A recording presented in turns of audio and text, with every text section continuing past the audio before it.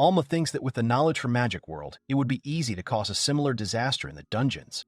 He wonders if he really wanted to meet him because he suspects him. The Marquis smiles broadly. He starts laughing. The Marquis says that everyone has their own skeletons in the closet, and also adds that he just said it like that. He says that if you connect the dots correctly, you can turn anyone into a villain. He adds that it is better not to overthink things. Then he calls Elma by name. Alma answers, sitting at the long dining table in the Great Hall.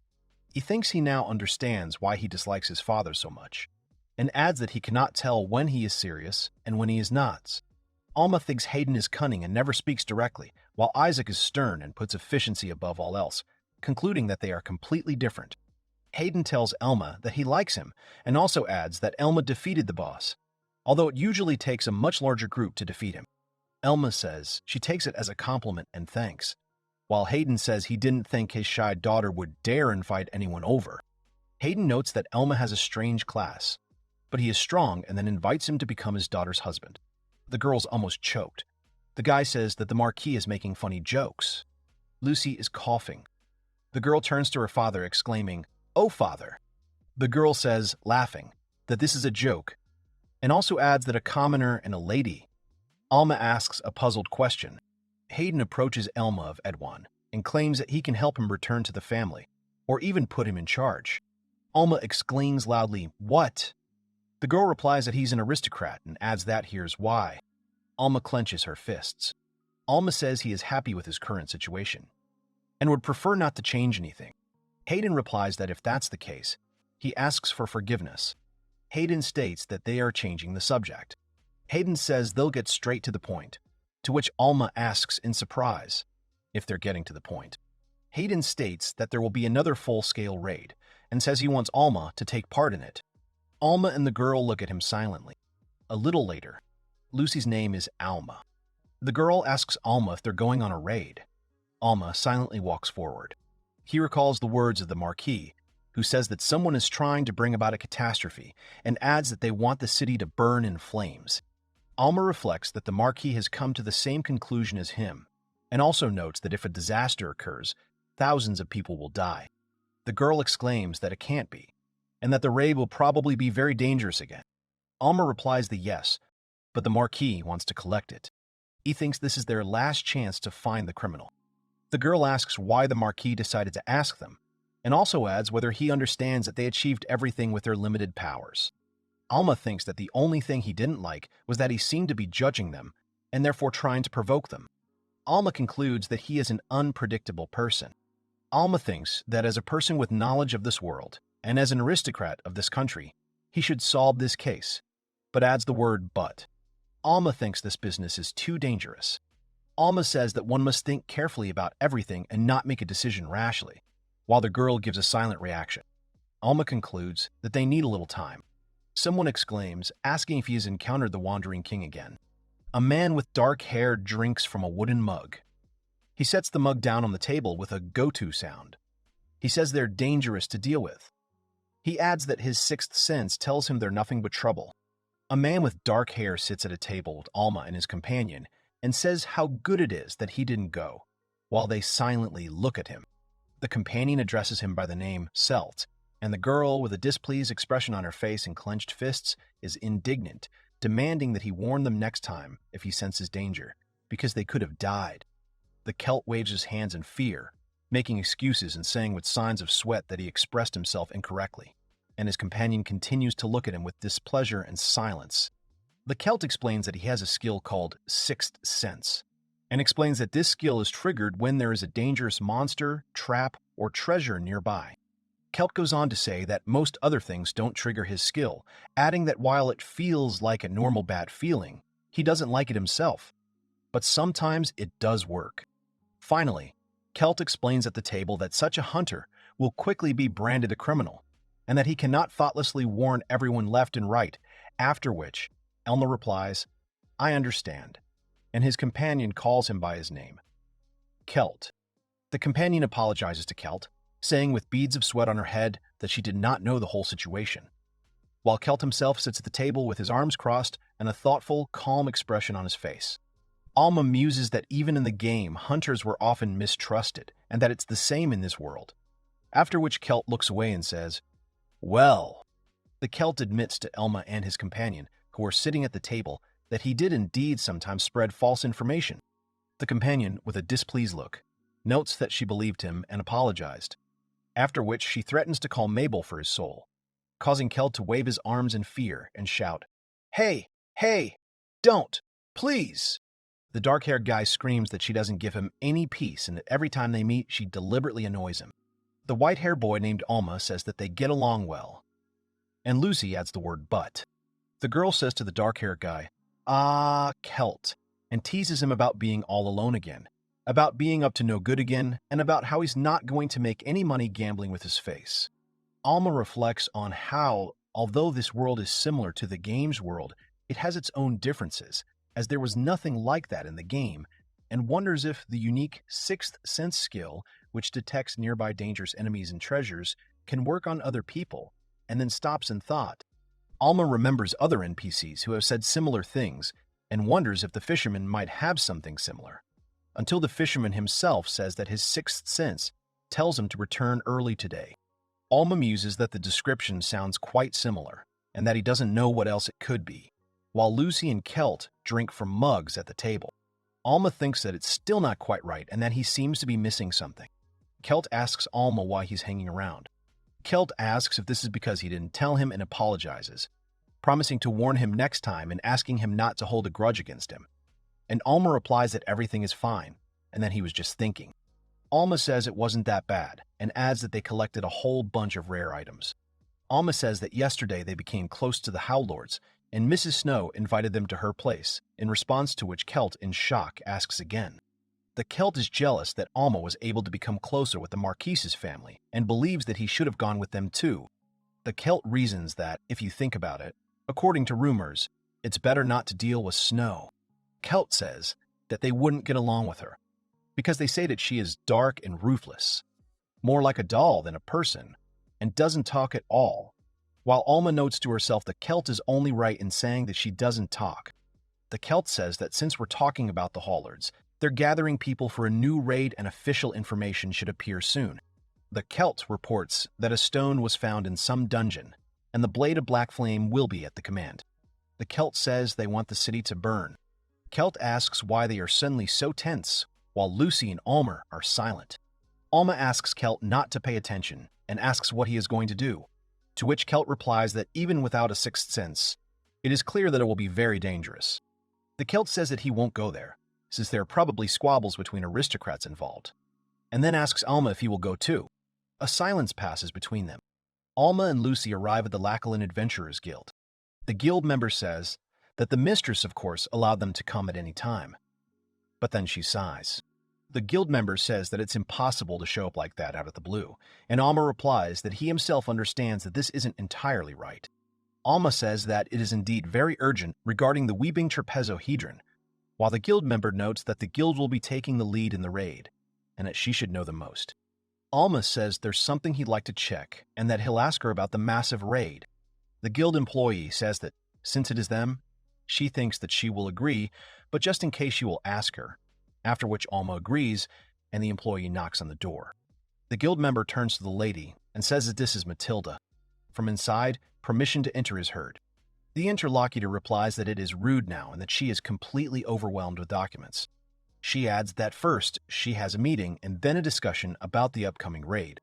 The woman states that she doesn't have time for even one adventurer, while the guild member tries to speak in fear, and Alma says that since they came suddenly, it's logical to set a date. The guild member tells Alma that she is busy today as the door closes in front of them.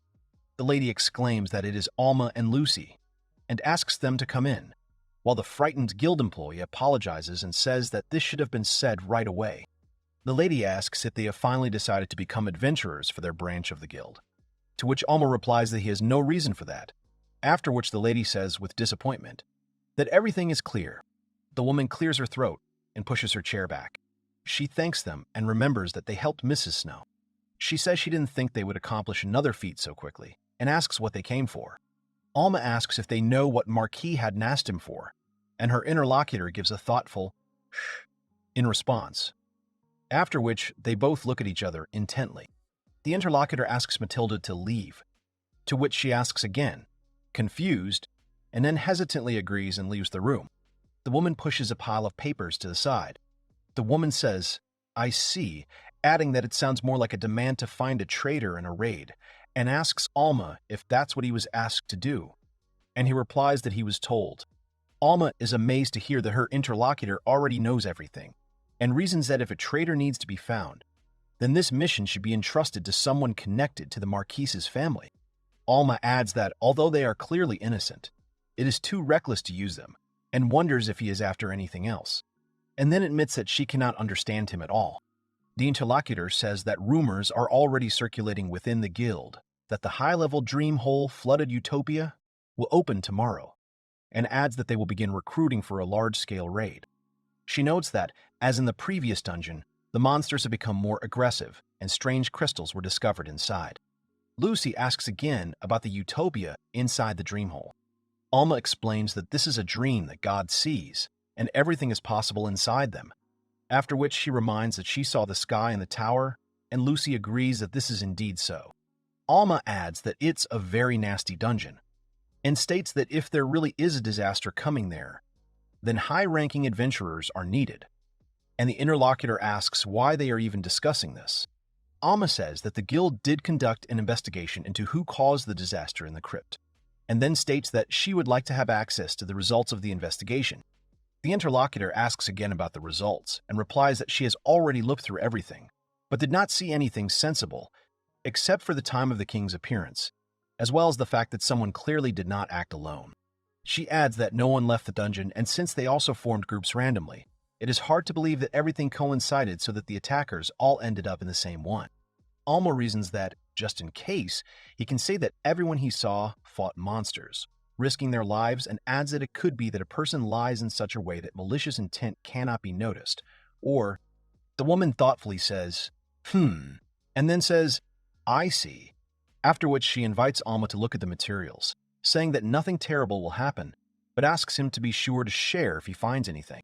The first shot shows the guild building from the outside, while the second shot shows the official announcement of a large-scale raid on the Drowned Utopia dungeon, with a recommended level of 80 and a reward of 50,000 gold coins due to the increased threat from monsters. The third frame shows the assembled adventurers discussing the quest details in shock. They point out the 80 recommended level, the increased threat, and the fact that even a seasoned adventurer could die wondering what's going on with Lacalina. Lucy exclaims with delight that level 80 is something else, while the crowd of adventurers in front of the notice board are excitedly wondering what will happen if the King of Sleep turns out to be a wanderer again, wondering if his level might then go over 100. Alma yawns and then rubs her eyes, and a puzzled Lucy looks at him and calls his name. Alma apologizes to Lucy and says that he hardly slept yesterday. He explains that he spent the entire night studying the documents given to him at the guild, but notes that there were a lot of people there whose skills could easily have turned everything upside down, and besides, the information was only superficial, and one could only make assumptions. Alma adds that given this world, many skills may not be what they seem, and while studying that information was useful anyway, he doesn't think he can pinpoint the exact theory of the Tensei bus, after which Lucy asks if he's okay, and he replies that he is. Alma says that something else is more important now, apologizes to Lucy, and adds that he got her into trouble again. Lucy responds with a laugh, asks him not to say such things about him dragging her in, and enthusiastically declares that she, too, wants to protect both the country and this city. She adds that they are comrades after all. And besides, they have already cheated death together so many times, after which Alma thanks Lucy. And in the last frame, someone's silhouette says, "You're on this raid too." An unknown voice loudly addresses Heavy Knight Elma, noting that, "Just look at yourselves. It seems they've grown stronger since their last encounter, but this raid will be more dangerous than the last." Alma and Lucy glance around in confusion, trying to figure out where the strange voice is coming from. Lucy asks Alma to look down. There they see an angry girl with a stern expression and a massive braid named Hilda, and Alma calmly and recognizably says, "Ah, Hilda." Hilda looks angrily at Elma, asks him to listen here, and states that he mocks her every time, adding that she does not hold a grudge from their last duel. She continues to point her finger at them and says emotionally that she still intends to take revenge. And since this task is very dangerous even for B-rank adventurers, she orders him not to dare die since he has decided to participate here. At this point, Elma yawns. YAA, after which an enraged Hilda is indignant at whether he dares to yawn, while Lucy whispers to Elma that she is sorry to her and adds that he simply did not sleep all night yesterday, and Hilda continues to threaten them from behind with the words that they dare not die until she returns the lost Yabigs. Elma apologizes to Hilda and explains that she simply doesn't take her seriously after that duel, to which the enraged girl lets out an angry grr, and Alma changes the subject and says, "By the way, Hilda, this braid." Hilda, this braid. Alma notes that it suits her. Hilda boasts that it also has a ton of other useful effects, adding with a grin, "Heh, it's not so bad once you get used to it." Lucy screams in shock. Why does it only fall out of this trash? And is indignant that it's worth 15,000. Small cutscenes recall how they fell out of a lot of heavy sides and made a good profit on them, even though they sold them for a cheap price. Looking at this, Elma concludes with a smile. She definitely bought it where we sold it.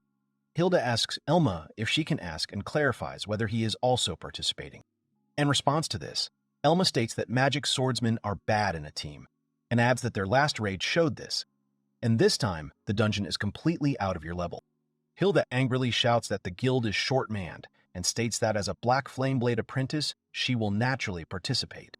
She then wag her finger and demand that they not underestimate her, promising to use their mana sparingly, while Elma, thinking, "I didn't expect her to have such a sense of duty," looks at her with a smile. Alma discusses whether teamwork will work and thinks all groups will have A-rank adventurers. He adds that it would be nice to have someone with a sixth sense skill so they can avoid challenging opponents. Detection skills are a very important part of dungeon crawling, but they have some problems. They are rarely used, they are a support skill, and they are not combat-oriented, which is why few people decide to take such skills for a number of reasons, and there is a barrier to overcome in order to decide to do so.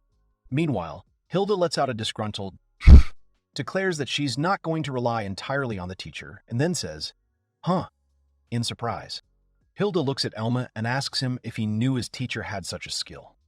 Elma replies, "Oh no," and then explains that he simply assumed experienced adventurers would have such skills.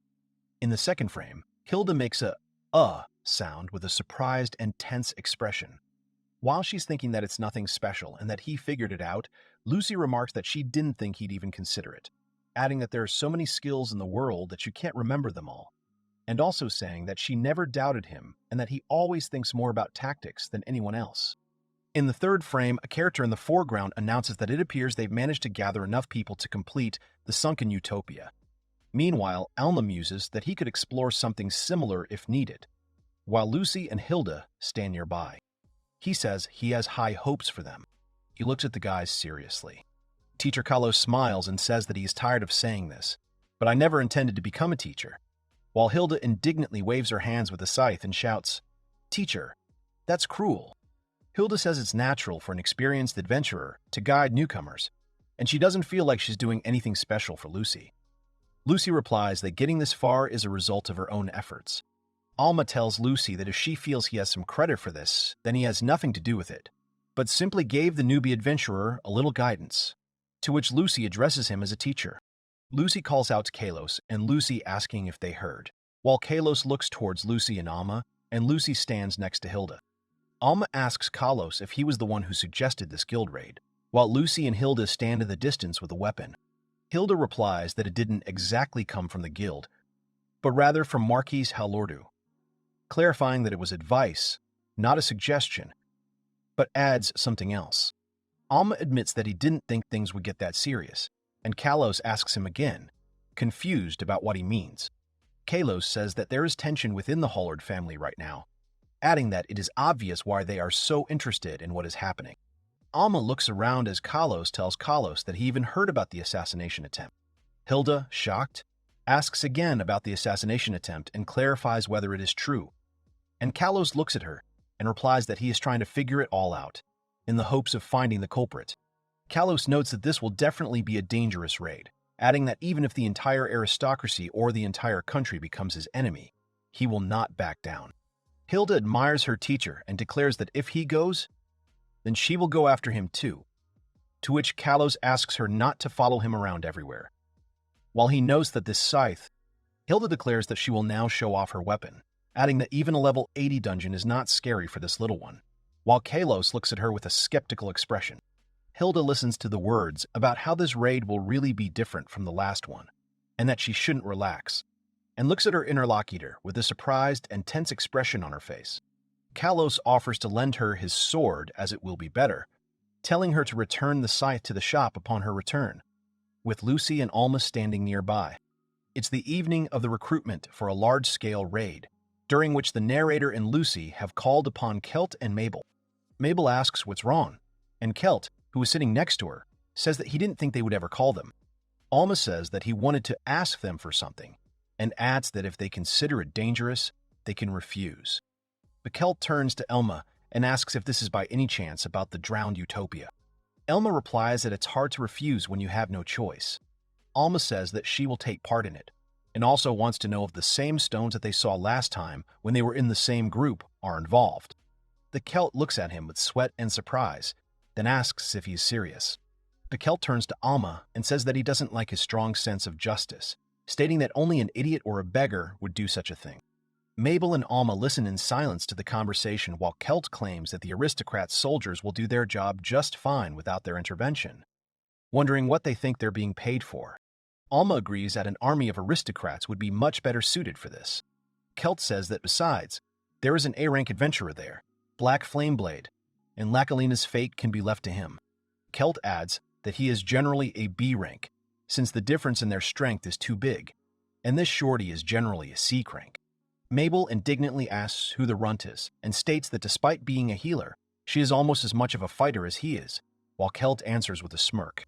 The ceiling of the room with a chandelier hanging from it illuminates the atmosphere above the participants of the conversation sitting at the table.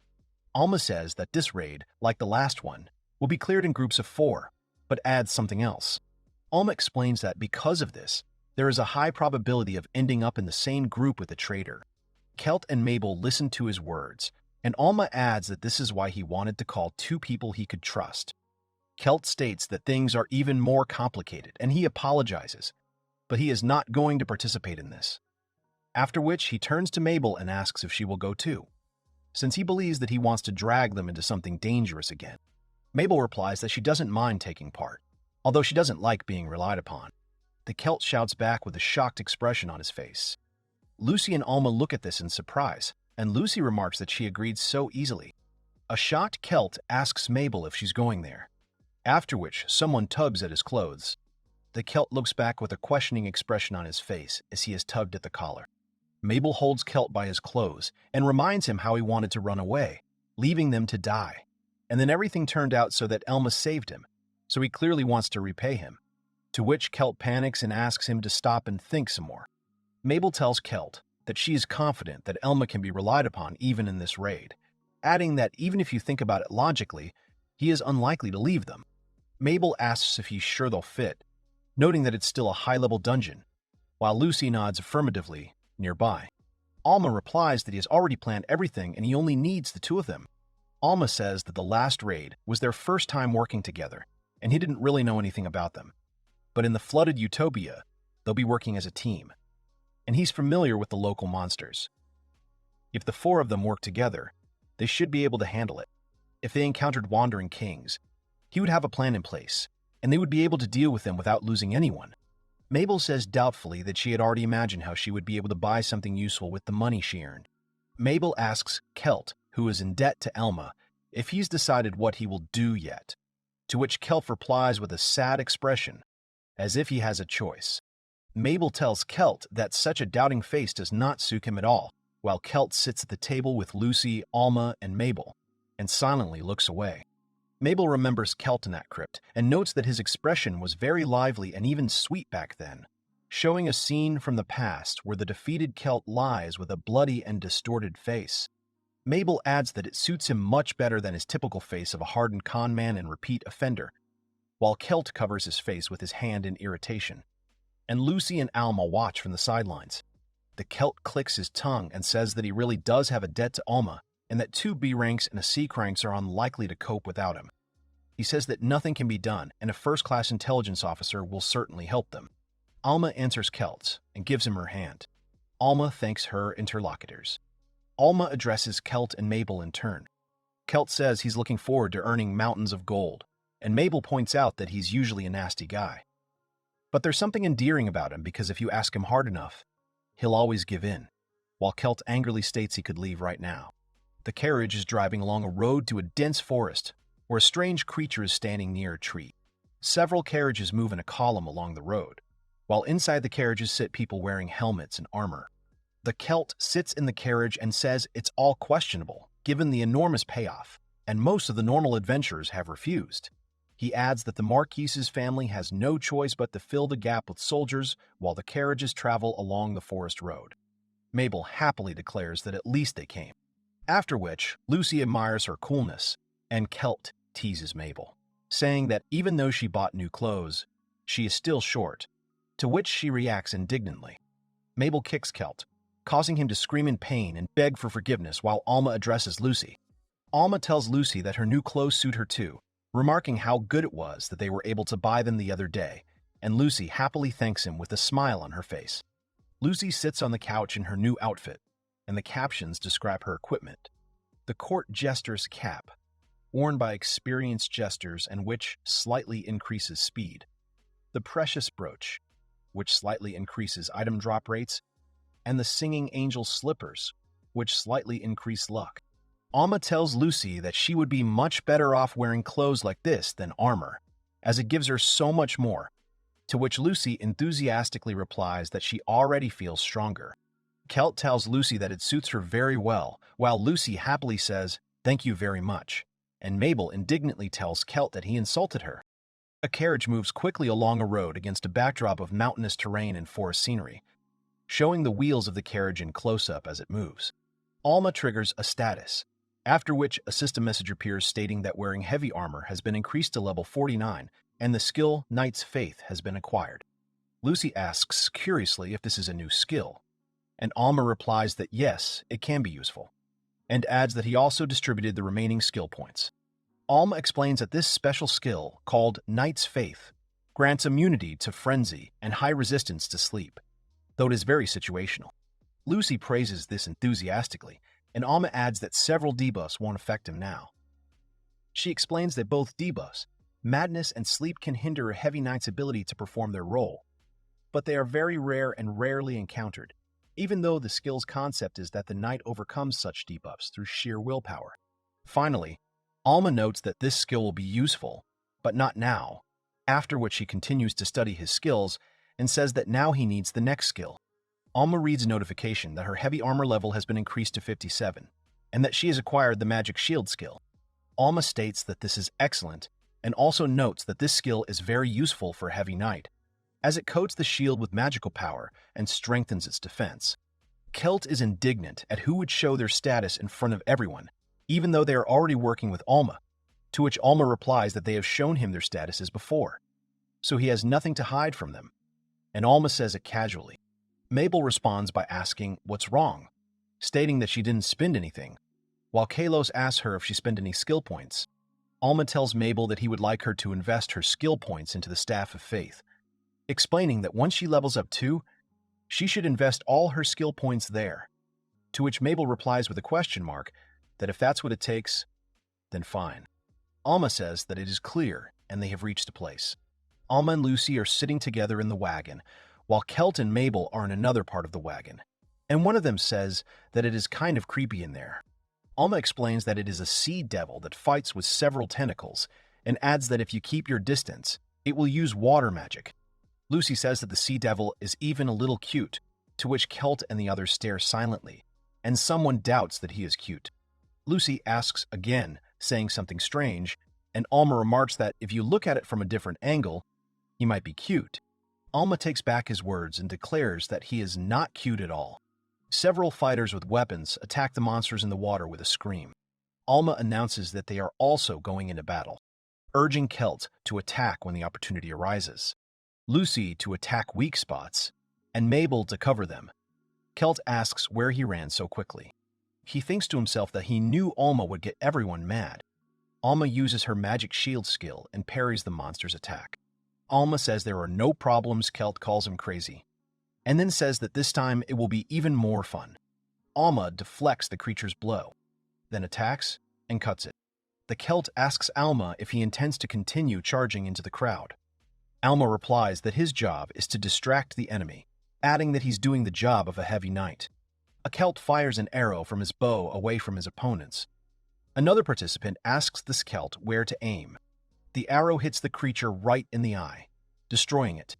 Elma is amazed at his accuracy and asks Kelt if he was aiming for the eye, to which Kelt replies that since they're fighting outside, it's easier for him, adding that while Elma distracts the enemy, he can aim. Mabel praises Kelt, noting that even now he's claiming the finishing blow. Another knight maneuvers with sword and shield near the opponents fighting in the water, after which the creature watches the action. Kelt tells Elma to let Lucy finish off the monsters, adding that with her speed there shouldn't be any problems. Elma muses, suggesting that Lucy aim for her enemy's weak points while they're not looking. Lucy quickly moves through the water next to the enemy, while Elma continues to hold off the attacking monster. Lucy makes a sharp movement with her leg as the action unfolds. Lucy delivers a powerful knife strike to the center of the monster's body, piercing it through, while Elma holds the enemy with her shield and uses the Dragon Slayer skill. The knife blade pierces the enemy, leaving a skull-shaped mark, after which the monster freezes motionless. The defeated monster rises into the air in a spray of blood, while Kelt and Mabel watch from the sidelines along with the rest of the fighters. Lucy lands on the water after the hit, holding a knife in her hand, while a system notification appears on the screen that she has received 446 experience points. Lucy claims she did a great job and killed one. Kelt is surprised and asks what Lucy just did, while Elma remarks that nothing has changed and he continues to attract the enemy while Lucy deals damage.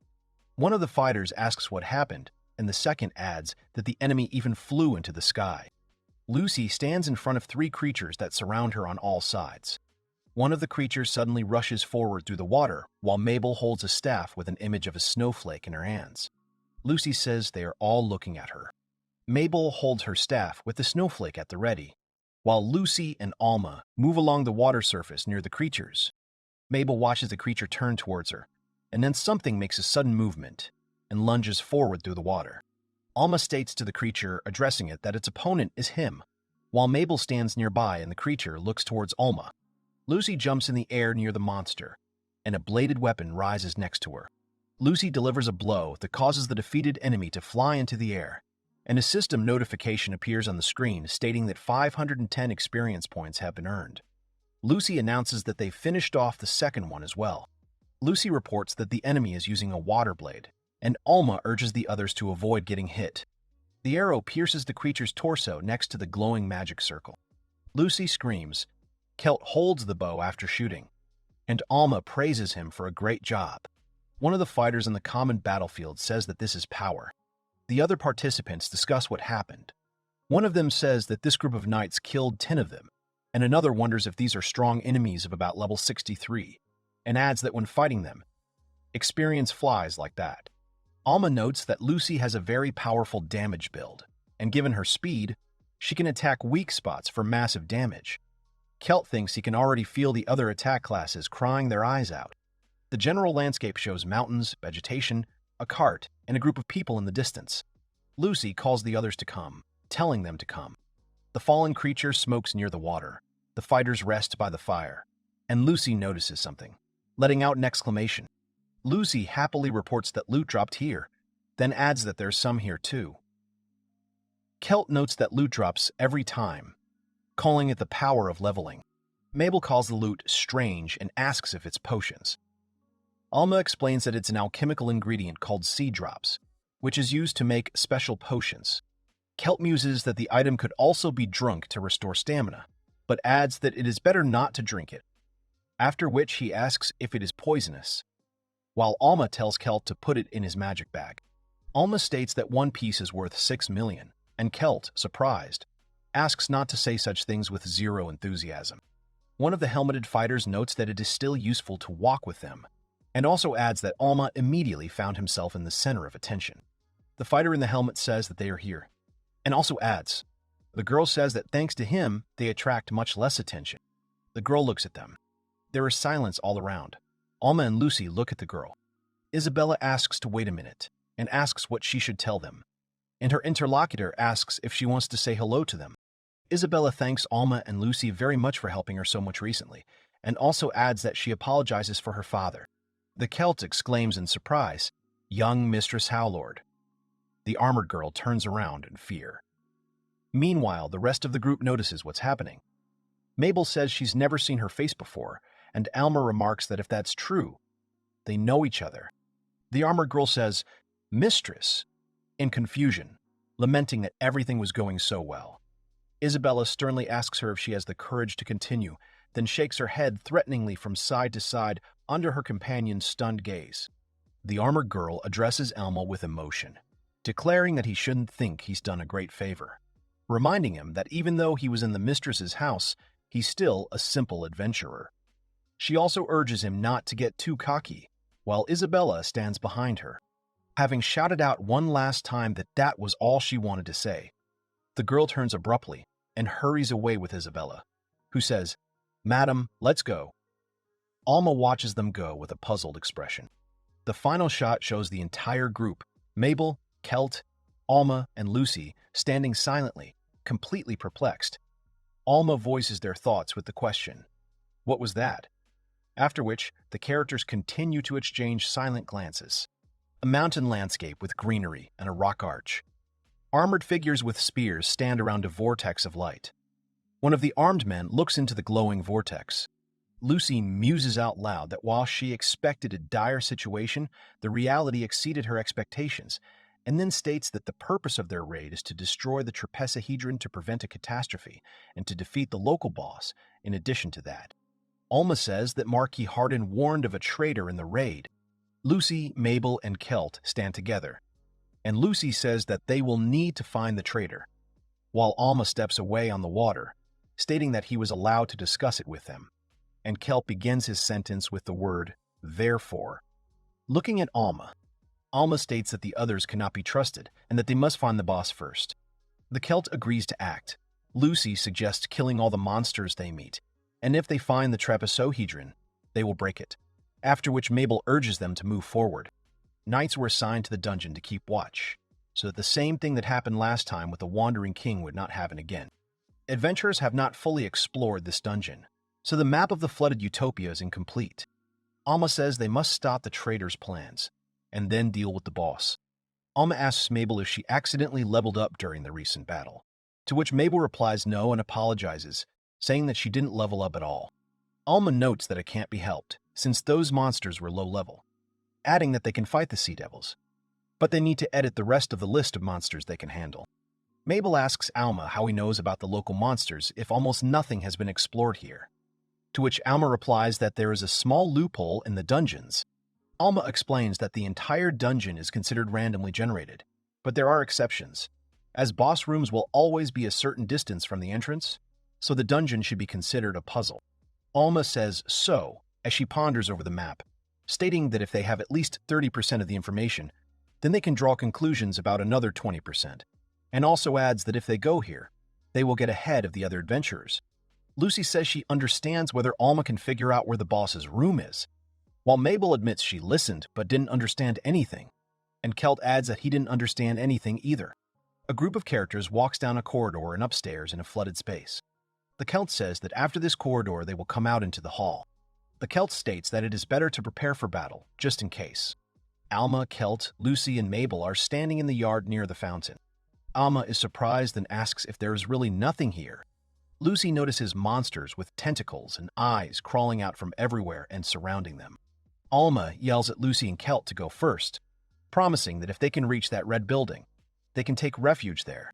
Celt yells at Lucy to run faster and assures her that Alma will be okay, to which Lucy reacts with fear. Lucy yells at Alma to hold on as they both find themselves surrounded by monsters in an alley. Alma uses her shield to deflect the tentacle creature's magical attack.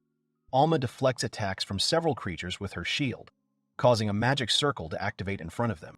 Alma dodges the blades of water flying at him, while a snail-like creature with tentacles attacks him with the spell Water Blade. Alma uses his shield and sword to reflect the attacks of the same creature. Alma engages in close combat, attacking the creature's tentacles with her sword, defending herself with her shield from its blows. While shards of water and tentacles fly around, the tentacled creature explodes, sending debris flying, while Alma jumps aside unharmed. Alma rushes forward, sword in hand, exclaiming that now is the time, while monsters continue to crawl in the background. Tentacle-bearing creatures leap out of the water, chasing Alma as he flees from them across the flooded courtyard. Alma looks away, and one of the tentacle creatures appears behind him. The Celt draws his bow, aiming and shooting at the monsters, who fall one after another, struck in the eye by arrows. The Celt grins and Alma praises him for a good shot. At the top of the image, Celt states that they actually dealt with the monsters easily while standing in front of the destroyed building. In the middle section, Lucy and Alma discuss what happened, with Alma noting that they were lucky because it was the sea devils who weren't fast enough to dodge the arrows, making her strategy work, and Lucy asking Alma where he learned all that. At the bottom, Celt asks if it's too early to act, as they still have a lot of time before the other adventurers arrive. To which Alma replies that it's not too early, and if nothing happens, then this is the perfect time, while Mabel, looking at the map, says that they've already gone far and will soon meet the boss. The Celt feels his sixth sense kick in and turns around. The Celt suggests going to look, claiming that there is something nearby. Alma replies that he doesn't really want to turn away, but it's worth checking. Alma turns to Celt and asks him to lead them. If they keep moving forward, they will soon reach the boss. It would be good if Mabel could level up 2 levels. A Celt approaches the open gate, while the rest of the group are some distance behind him, someone scooping up water with a brush or ink. The Celt clicks his tongue, holding a wet crystal or shard in his hand, and asks doubtfully if it is the weeping trapezohedron.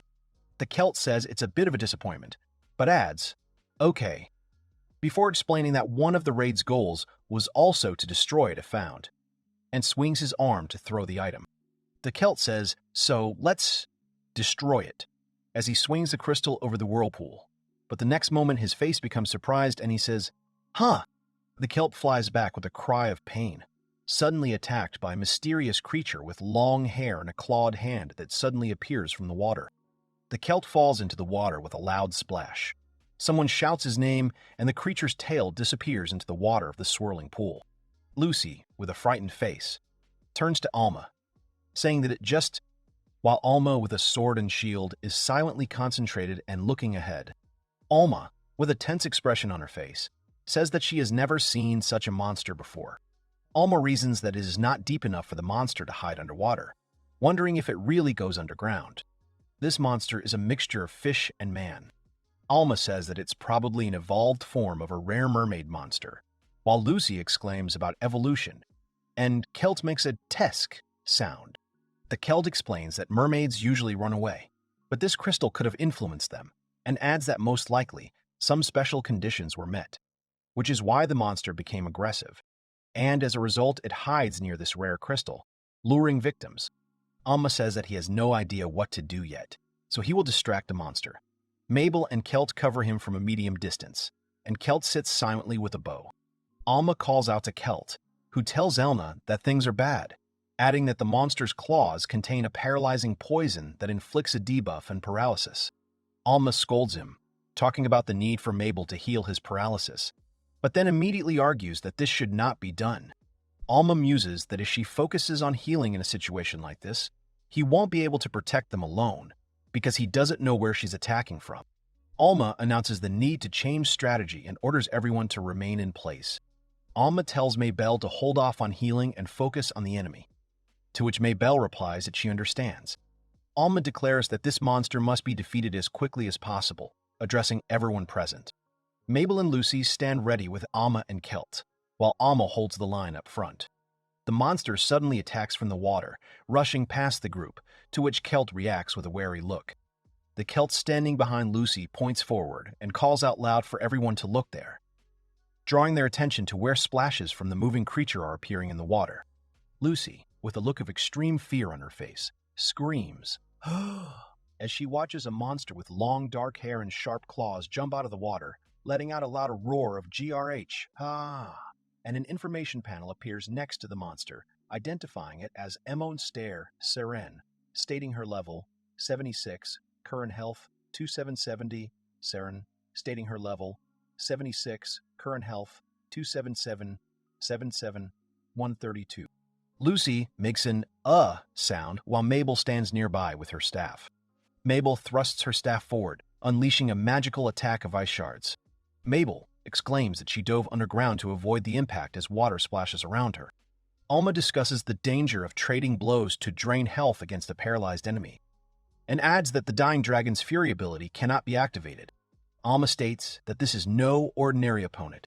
The Celt holds a bow and arrow in his hands, and declares that he will show it with his arrows, calling on others to shoot there.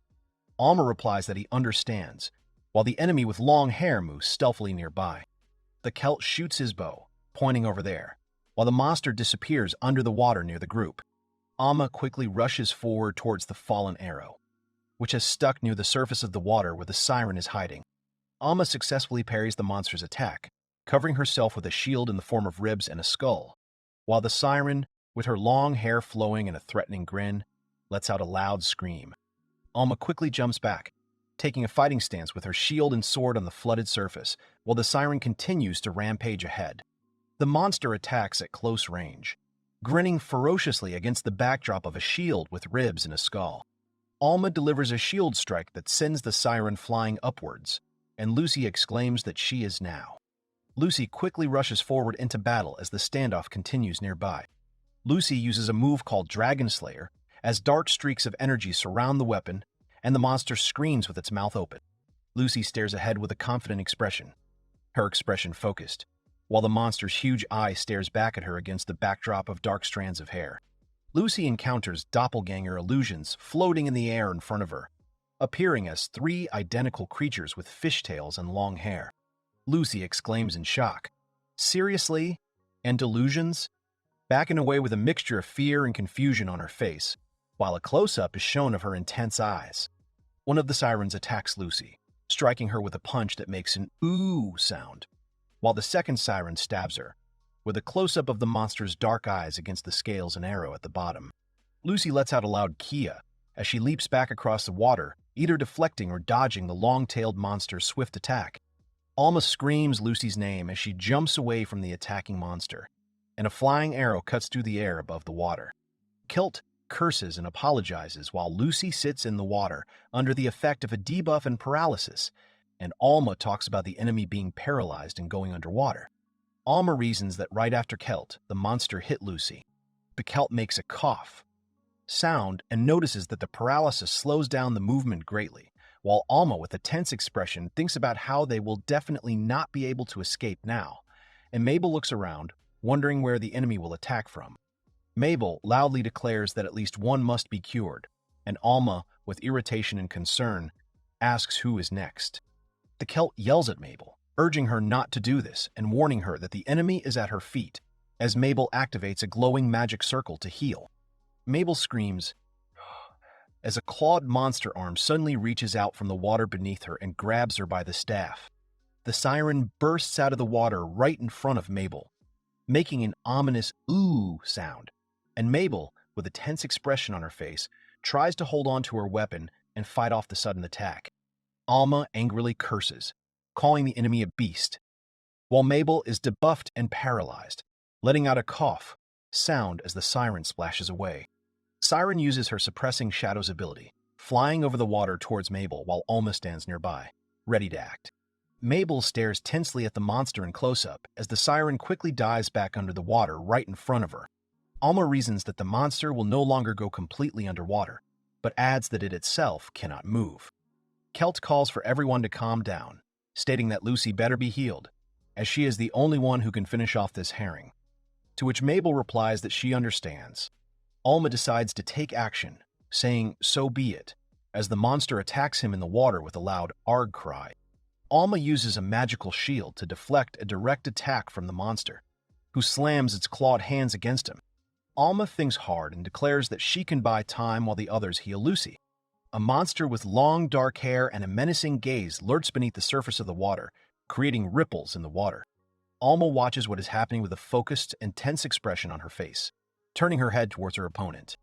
Alma successfully parries, deflecting the charging siren's swift attack with her shield and sword. Alma looks at the scene with a worried expression on her face and wonders what that smile is, noticing a sinister and frightening grin on the monster's face. The next second, the monster abruptly changes tactics and quickly dives underwater, leaving ripples on the water's surface. While Alma, with her sword and shield, watches him tensely, saying, "Could it be?" Alma looks back tensely as the dark silhouette of a monster swims beneath the surface of the water not far from him. A monster with long dark hair and a menacing eye partially emerges from the water as Alma ponders whether the siren has realized the weakness of shadow suppression. Alma watches warily as the enemy hides underwater and moves smoothly across a flooded, spacious location with columns and arches in the background. Alma, with a tense expression, explains that he is already slow, and if he is also paralyzed, he will become an easy target for the monster whose sinister eye is watching him from the water. Alma abruptly cancels her shadow suppression ability, raising her leg above the water with a significant splash. The monster quickly emerges from the water with its mouth bared, while Alma, sword at the ready, rushes forward to attack. A masser with a scaly tail and webbed limbs cuts sharply through the water, raising a multitude of splashes around itself. The monster, with its mouth open and its clawed paws spread out, charges at Alma, while a close-up of its dark eye and Alma's foot standing in the water is shown. Alma deflects the monster's attack with his massive shield, while a close-up shows him confidently planting his foot in the water. Alma uses a shield bash power move, sending her opponent flying backwards and into the air amidst flying debris and splashes of water. A wide shot shows a battle in a flooded, spacious room where Alma confronts the siren, and below is a close-up of the moment when the monster falls back into the water with a loud splash. Alma holds the shield and reflects with irritation on the fact that this skilled creature went under the water without even hitting its head, while fountains of water gushed around it. The top panoramic shot shows the overall balance of forces. Mabel, Lucy, and Kelt are in the background near the archway, while Alma is up front holding off the enemy in a large, flooded hall. On the right, Alma, with a tense and irritated expression on her face, declares that even the four of them have huge problems with this siren. In the center left, Lucy dodges the monster's attacks while the voiceover explains that it takes a direct hit from Lucy to deal fatal damage. As the previous scratch did almost no damage, even on a critical hit, Lucy moves swiftly through the water and joyfully announces that her paralysis has been lifted. Alma confidently declares that there are now two of them. While below, Mabel continues to struggle to hold onto her staff and cope with the aftermath of the fight. Lucy looks forward with determination and declares that this time her blow will definitely finish off the monster. Alma comments on how difficult it is to fight the enemy's illusions, to which Lucy confidently replies that everything is fine and asks for some time, promising to come up with something. Alma admits that illusions are her specialty, but warns her comrade to be careful, reminding him that if the illusion is hit, she will be injured again while they stand back to back on the water's surface. Lucy performs a dynamic maneuver on the surface of the water, while the voiceover explains the rules of the battle. The Dragon Slayer ability can only be used while achieving mind focus, and only with it is it possible to inflict critical hits. Lucy ponders the situation with a focused and worried expression, realizing that a normal attack power is not enough to seriously injure an opponent, as it requires a critical hit from a Dragon Slayer that requires concentration on the target opponent. Alma muses thoughtfully that they might have to try again to catch the shadow suppression. Mabel, with her staff in hand, understands the situation and clarifies that the main thing is to find out where the illusion is, to which Alma, from behind, wonders if she is up to something. The Celt draws his bow and loudly warns Lucy that the enemy is attacking, causing Lucy to suddenly freeze with a frightened and surprised expression on her face.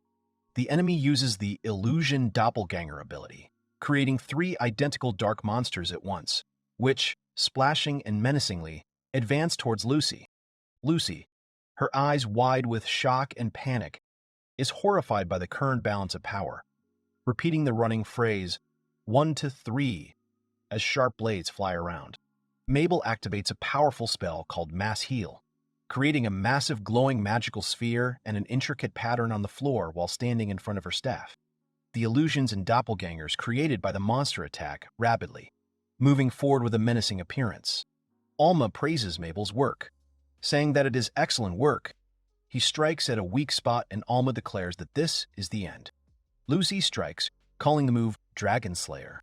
Lucy performs an attack that causes the enemy to be defeated and disappear into thin air.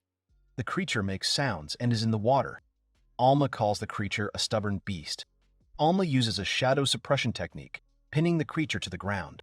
Alma calls Mabel to action, and Mabel asks in surprise, wondering what she should do.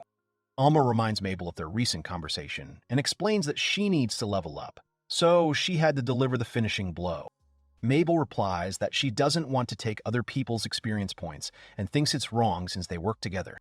Lucy turns to Alma and warns her about the mermaid. The creature screams as it approaches Alma. Alma calls Mabel and tells her to catch. Alma uses a shield strike, causing the creature to fly into the air and to the side. Mabel lets out a frightened cry and the creature lets out a loud scream. Mabel delivers a powerful blow to the enemy. The head of the defeated creature dissolves in the water, and Mabel stands over the defeated enemy, amidst splashes of water. Mabel gains 2,048 experience points, and Alma asks her if she leveled up.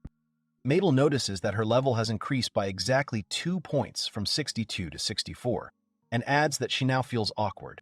Alma suggests they consider it their thanks for everything, reminding them of the last raid and noting that they've accomplished so much because Mabel agreed to listen to him when distributing her points.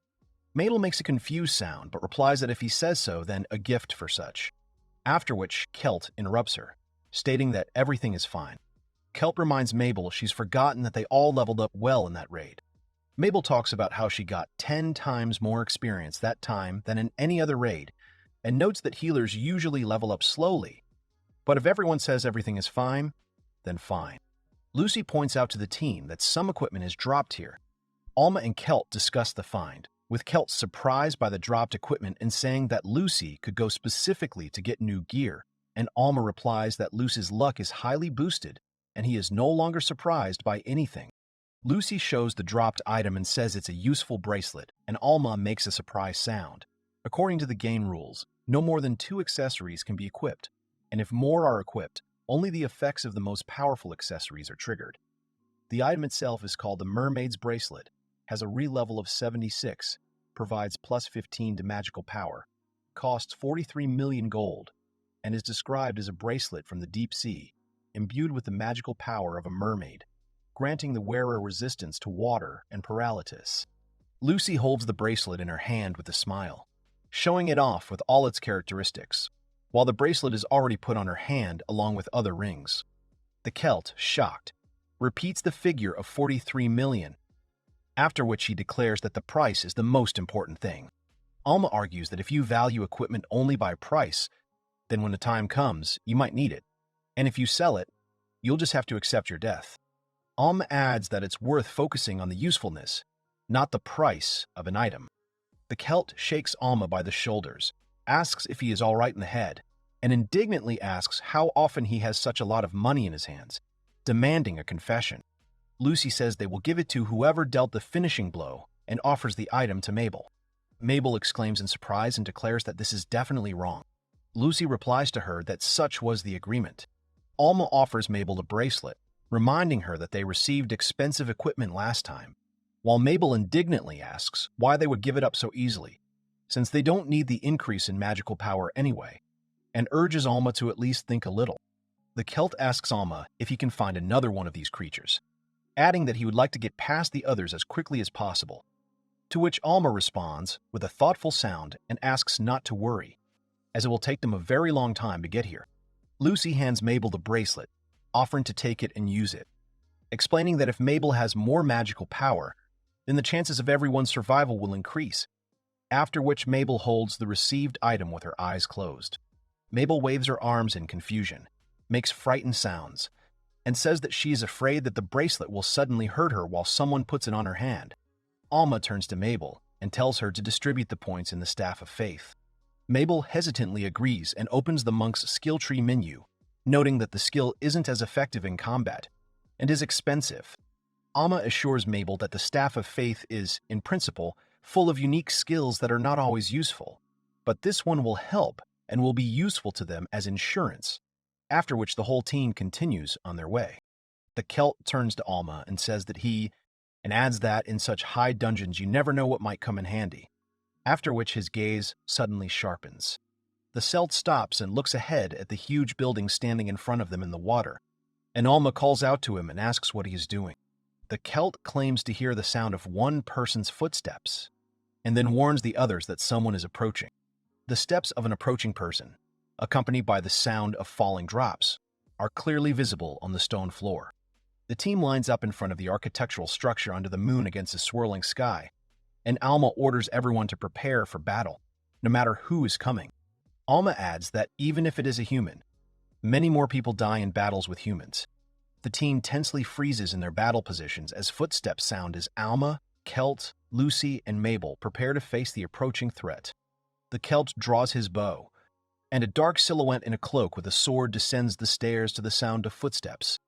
A guy named Kalos, descending the stairs, says with relief, "Thank goodness, it's you." And in the next frame, he adds with a smile that he was beginning to think a traitor had shown up. After which he grabs the hilt of his sword.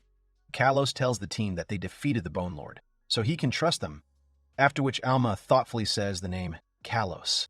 Kalos continues the conversation against the backdrop of the architectural complex, noting that they have come remarkably far in such a short period of time. With a slight smile on his face, Kalos concludes that it means he just liked them that way. Alma explains to Kalos that they decided to go without following the map and took a shortcut, after which she adds that Celt's sixth sense activated, and that's when he appeared, to which Celt makes a sound of mild surprise, and then hesitantly confirms his comrade's words. Alma, with his back turned, looks at Kalos and asks him directly about where Hilda and the others are, reminding him that they should be with him. Kalos states that he has the presence detection skill and explains that he saw someone get further than him, before adding that he didn't think it was them at all. Kalos goes on to explain that their traitor is very strong, so he thought that Hilda and the others weren't strong enough and left them behind while the other groups went. He decided to go ahead. Kalos concludes that it was them, however, which he is even glad about, while Lucy looks at him in surprise. Lucy lets out a confused "hun" sound, then hesitantly says, and asks Kalos, "Didn't you have a sixth sense?" The adjacent fragment on the left also shows a character's hand clutching the hilt of a weapon or shield. The final frame shows Kalos in close-up with a surprised and stunned expression on his face, his mouth slightly open. Alma tells Lucy that she was right when she said it would be good to have someone with a sixth sense type skill, as it would allow them to avoid difficult opponents. Alma expresses confidence that Hilda confirmed Kalos' sixth sense back then, asking Lucy if he knew her teacher had such a skill. Lucy replies negatively, surmising that adventurers are expected to have such a skill. Lucy replies negatively, surmising that adventurers are expected to have such skills. Alma continues his reasoning, noting that if a combat class like the Magic Swordsman has another detection skill, then he has questions about his build, after which the final frame shows Alma's face, focused and tense, with a stern look. Kalos, smiling slightly and touching his cheek with a finger, asks again, "Did Hilda say that?" and then apologizes, saying he didn't mean to deceive, but simply didn't want to reveal his own skills to others. The adjacent left fragment shows a close-up of the character's open palm. Kalos admits with a smile, "I actually lied," and begins to say that, in fact, I have a sixth sense, while Celt, with a tense and worried expression on his face, abruptly interrupts him with a frightened cry, "Then stop." The Celt turns to Kalos and says, "Kalos, listen up," and asks if it's true that he spent a lot of time working with the guild and exploring the infected dungeons. The Celt, his mouth wide with anger, shouts at Kalos that since he had a sixth sense, it means he's been ignoring those creepy crystals all this time. The side and bottom panels show Celt holding the crystal, with voiceover explaining that it was Celt who discovered the trapezohedron and reported it first, while Mabel and Lucy tensely clutch their gear. The image features a close-up of Kalos' face, looking away with a tense and wary expression, with detailed rendering of his hair, eyes, and forehead decoration. Kalos says he understands why they suspect him now, then calls for everyone to calm down and promises to explain everything. Alma is depicted with a grim and shadowed face, urging calm while a swirling sky with a moon is seen in the background, and a warning is sounded that if there is discord among comrades, then, suddenly, Words turn to action, and a violent clash occurs between the heroes. Kalos and Alma cross their swords in a powerful strike, sending sparks flying in all directions with a loud ringing sound. A narrow frame below them shows a close-up of Alma's face, gritting his teeth with furious tension, pressing hard on his blade. Kalos, at the moment of this heavy lunge, with a bead of sweat on his cheek, barely holding back the onslaught of his opponent's sword, he shouts to Alma in surprise and indignation, "I thought you were more reasonable!" Kalos says he understands what they're feeling right now. Kalos claims it wasn't his fault the boss in the Crypt of Sorrow became wandering, adding that Alma was with him then and knows everything. Alma also asks how he created his alibi, then says he already understands. Kalos is silent. Alma says that after that raid, he asked for a report and studied it for a long time, confirming that there really were no suspicious individuals. But he had one hypothesis. Alma discusses the idea of hiding your own skills, and how sometimes you can't even trust those in your party, adding that he always says this so others won't even question him if he lies, since he lied and discovered some kind of anomaly using a skill he doesn't have. Alma explains that in the game, knowledge or skills wasn't that important. But here, even if the situation seems strange, no one will say anything. Alma continues that Kalos, when he gave his report, said that when he encountered the Wandering King, he covered his group's retreat. But it was different. Alma states that Kalos lied to all his comrades and said that he discovered the Wandering King using a skill. Alma continues that he himself went to the boss's room where he made him wander. He says that he didn't sleep all night and didn't ask Hilda, adding that on top of that he was distracted by her braid. Alma explains that if he had told everyone else, then Kelt would have definitely refused. But this was only a hypothesis. But now that they met Kalos here, all his doubts have disappeared. Alma claims that the final proof was that he lied about his sixth sense. Alma declares that Kalos is a traitor.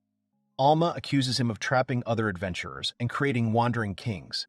And Mabel and Lucy use a precise shot and clownish acrobatics. Kelt exclaims, "What?" and Lucy asks if he's serious when the attack is blocked. Kalos looks on with a crazy smile. Kalos laughs. Alma calls Lucy, and Lucy utters an interjection. Lucy replies that she is fine. The overall picture is of a flooded space with several buildings and a staircase, where the characters are located at some distance from each other. Alma states that he began to suspect him even during his investigation. He accuses him of being behind all these incidents and trying to create the impression that a conflict was brewing in the Marquise's family. Alma admits that he had no convincing evidence, although he doubted it, and also discusses how he saw the future of the adventurers of this country. Alma recalls how he treated his student Hilda, adding that it didn't seem like acting. So he dismissed those thoughts. The Celt says that he believed him and reproachfully calls Kalos. Kelt asks Kalos to tell him that A-rank adventurers are people who can live however they want, and they have everything. The Celt shouts, naming at him at least one motive that makes Kalos do this, to which he replies with a list: money, power, even glory. Kalos approaches Elma and asks if he knows why their world is filled with dream holes. Lucy, Mabel, and Kelt watch silently while Alma looks at something off to the side in surprise. Kalos claims that this is happening because of the creator god Araphros. Kalos exclaims that they are the vanguard of the god of sleep and the messengers of the creator god, and also claims that Araphros wants to destroy humans, destroy this world and return it to nothingness. Kalos speaks of grieving but accepting the absurd tragedy that awaits their world. While Alma silently clenches her teeth and fists, Alma replies that he heard Kalos, while Lucy tells Kalos that he is not serious.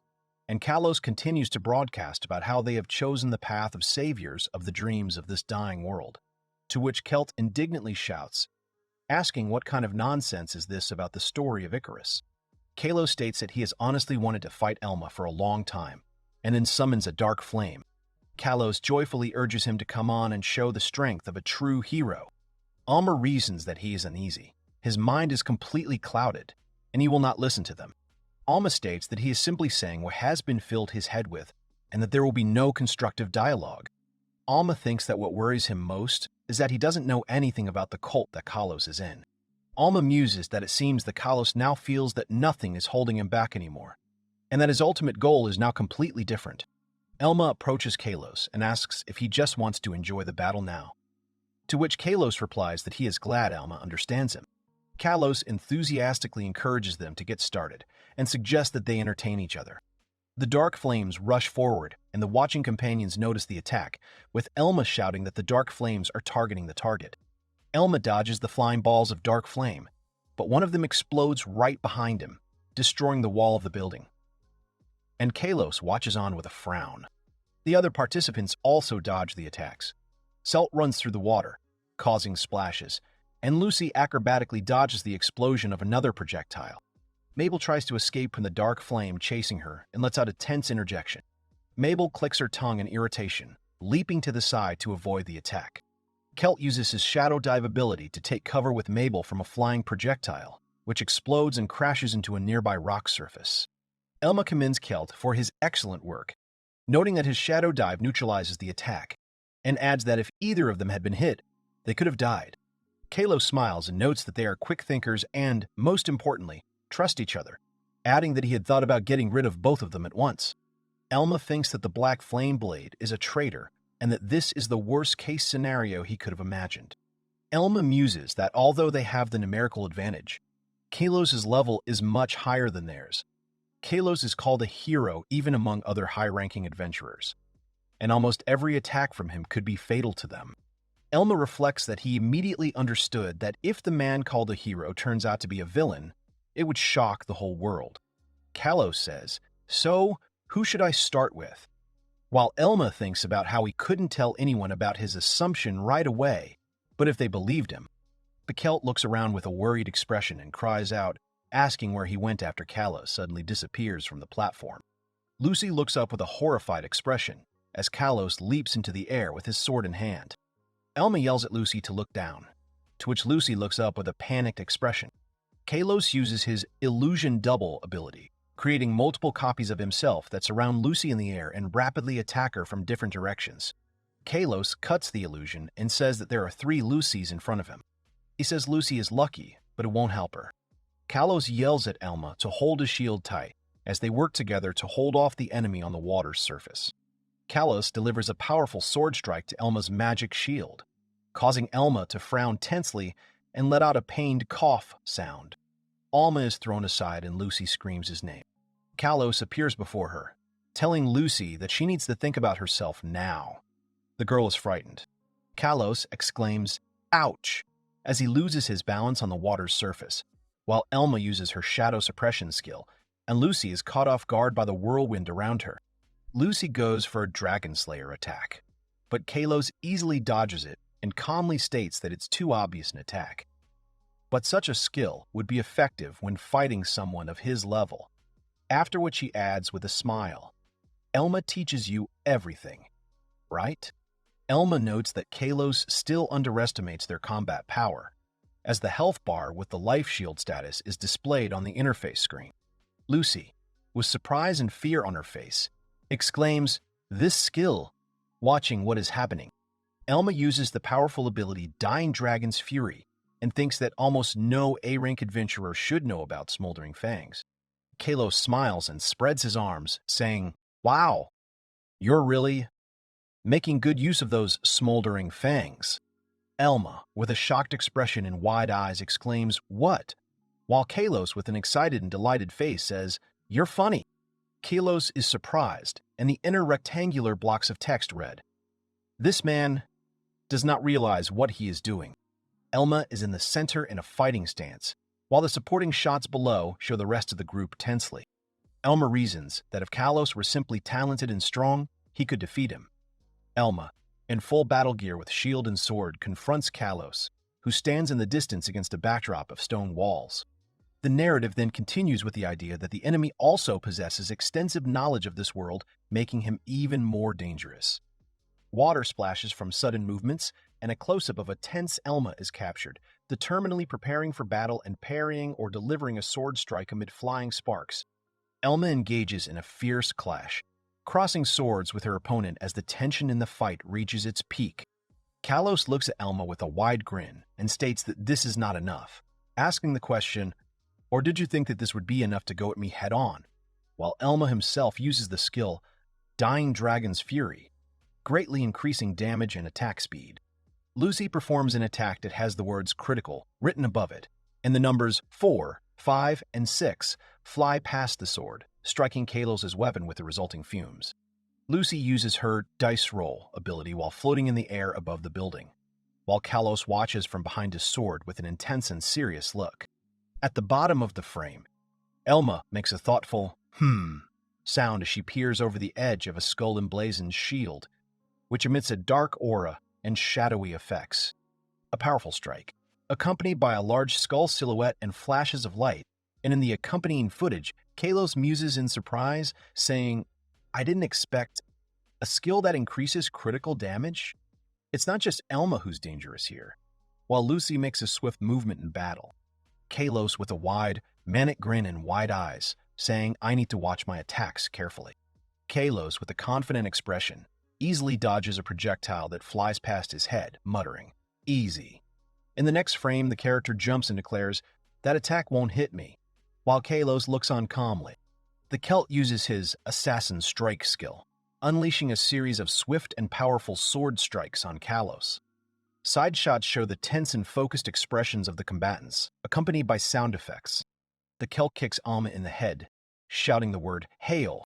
Celt asks Alma how his foot tastes, adds that there are others here besides Alma and Lucy, demands not to look away, and Kalos praises Celt for his excellent work. Celt tells the others that they can handle this together and have seen for themselves, that they can get to the enemy. The concentrated faces of Mabel, Kalos, and Lucy. Alma tells Lucy to try to get behind the enemy and says that he will attack from the front, to which Lucy agrees. And then Alma discusses how a heavy knight with a damage-based build will go head-on, while a clown with a critical damage build will go head-on, while a clown with a critical damage build will attack from the flank. Alma says that they will trap the enemy between the dragon and the reaper. Lucy performs an acrobatic jump, while Celt and Kalos engage in active combat in the water. Alma notes that they have taken control of the battle, but at the same time he thinks that he still can't figure out Kalos' build. Mabel reasons that they won't win until they force the enemy to reveal all their cards, and Lucy strikes. Kalos says the group is still good. Kalos argues that they need to kill at least one first. Lucy reacts to this with a cry, and Alma yells at Lucy to stand up for him. Kalos asks those around him whom they will sacrifice, causing spheres of dark energy to swirl around him, growing in size and scattering in all directions. Kalos waves his hand, summoning more spheres of energy, and a powerful attack called Crimson Wave spreads out in a wide circle around him. Lucy tries to maneuver and evade the unfolding destructive wave of attack. Alma shields herself from the oncoming destructive wave unleashed by her opponent. Kalos raises two spheres above itself again. He releases the spheres and asks Alma who he will sacrifice. Alma yells at Lucy to step back. Lucy yells Alma's name in response, and in the middle of the frame, dark spheres fly over the battlefield, while Alma says the word, "Understood." Kalos tells Alma that he will be the first to die, to which Alma watches with a tense expression. Kalos raises his hands up, summoning three massive spears labeled Dark Flame to hover in the air above the battlefield. Alma and Lucy watch as dark spheres rush down towards them, and below them, someone slams their foot down on the ground. Alma moves quickly across the ground as three black spheres fall down on him from above, while Kalos watches from nearby. Dark spheres fall to the stone floor as Alma, with her shield, and her opponent engage in intense melee combat, with Alma watching tensely from the sidelines. Kalos lifts up as Alma leaps into the air, raising her sword above her head. Alma discusses the Dark Flame's weakness, noting that it is homing and knows that if she jumps behind the caster, it will hit them. Alma leaps above Kalos as dark spheres fly behind him, heading straight for the caster. Kalos laughs and marvels at how heavy knights can move like that, while Alma uses her shadow suppression skill and a massive explosion occurs nearby. Alma parries Kalos' strike, causing his sword to spin in the air. Alma quickly attacks Kalos, who parries the attack with his weak spot strike skill, and a dark silhouette falls to the ground nearby, engulfed in lightning bolts. Kalos addresses Alma by calling his name, after which Kalos asks Alma if he is serious about defeating him. Alma stands at a distance from Kalos, as Kalos lies on the ground, with a close-up of Lucy's face shown from above. Lucy uses her dice roll skill and lands a critical hit on Alma, piercing him, causing Lucy to look forward as Kalos lets out a cry of pain. Kalos is thrown back by the sound of impact, while Lucy stands in a fighting stance with her equipment in hand. Kalos lies in the ground with a wound in his chest.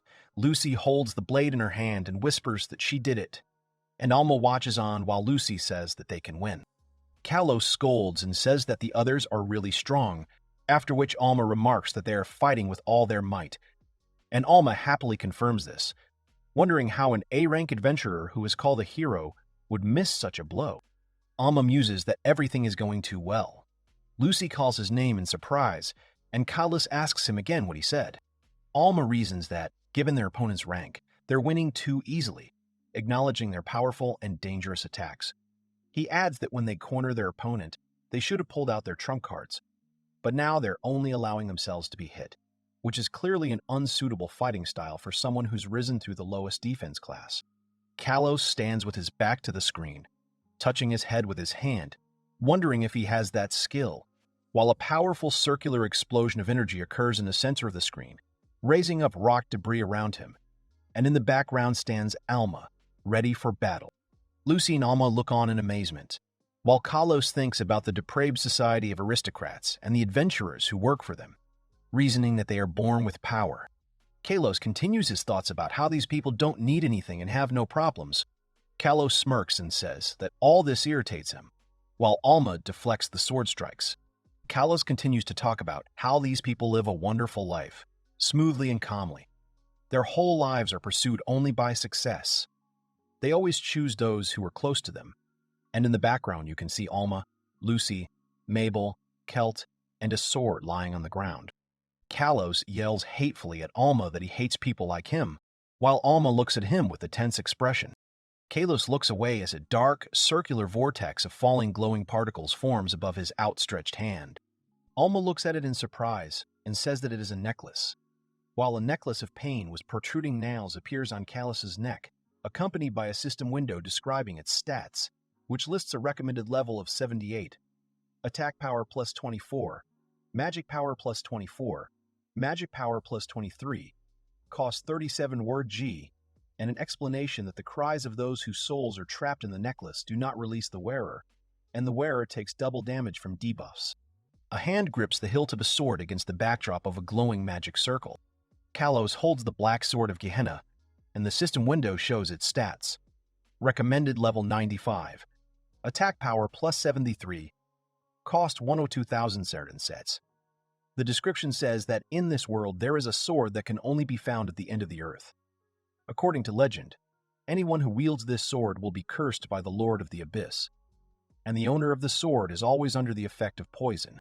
Lucy says with fear that this is some kind of terrible sword, and Alma, with a tense expression on her face, thinks that the worst-case scenario has come. Alma talks about how his build will only work with the necessary items, and it's no surprise that he only used the basic skills of his class. Lucy says with alarm that no, it's his wound, while the image shows chains wrapped around a body with signs of damage. Alma thinks that his theory about this world just collapsed. In this world, other people don't make builds like in the game, and this build was hated even by the best Magic World games. Alma thinks this was the strongest build in the game. Alma looks at the sword in his hand and answers negatively, asking where he got that sword from. Alma stands alert, surrounded by electrical discharges, asking who told him about these skills. And in the shadows, the thought is heard that it is time to end this farce. Kalos replies that it is for his sake, too. Lucy asks why the enemy's wound is healed, while Alma explains that he has a special skill tree where poison restores health instead of damage. And Kelt exclaims what kind of nonsense is this? Kalos finally reveals his hand, appearing surrounded by flames, and Alma reflects on how the perpetually poisoned zombie build was feared in the game due to its near immortality. Alma notices that the opponent has a literally perfect version of this build, where the damage from debuffs is doubled, and there is constant poisoning, and also think that most likely his skills were the same as in the game. Kalos stands amidst glowing particles and a broken floor, surrounded by system stat windows listing the skill tree's Patron Angel, which offers a divine blessing and increases HP and defense. Heart of Poisonous, which increases poison damage and has a special skill.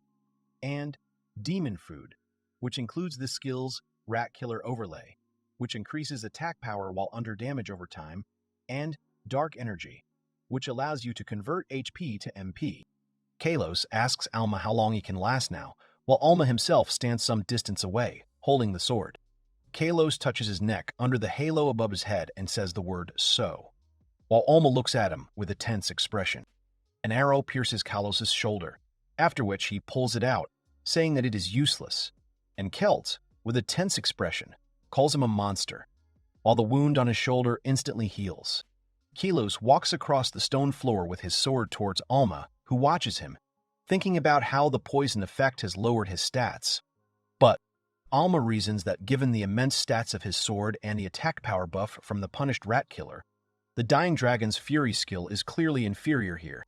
Alma dodges a powerful sword strike that crashes onto the stone surface, raising clouds of fragments and accompanied by sparks. Kalos, with a halo over his head, watches Alma, who is thrown back by a whirlwind of dark spheres and electrical discharges beneath the vertical sign, "No regrets." The system window reveals the description of the skill, "No regrets," according to which the skill can only be used when you have 50% or less HP remaining.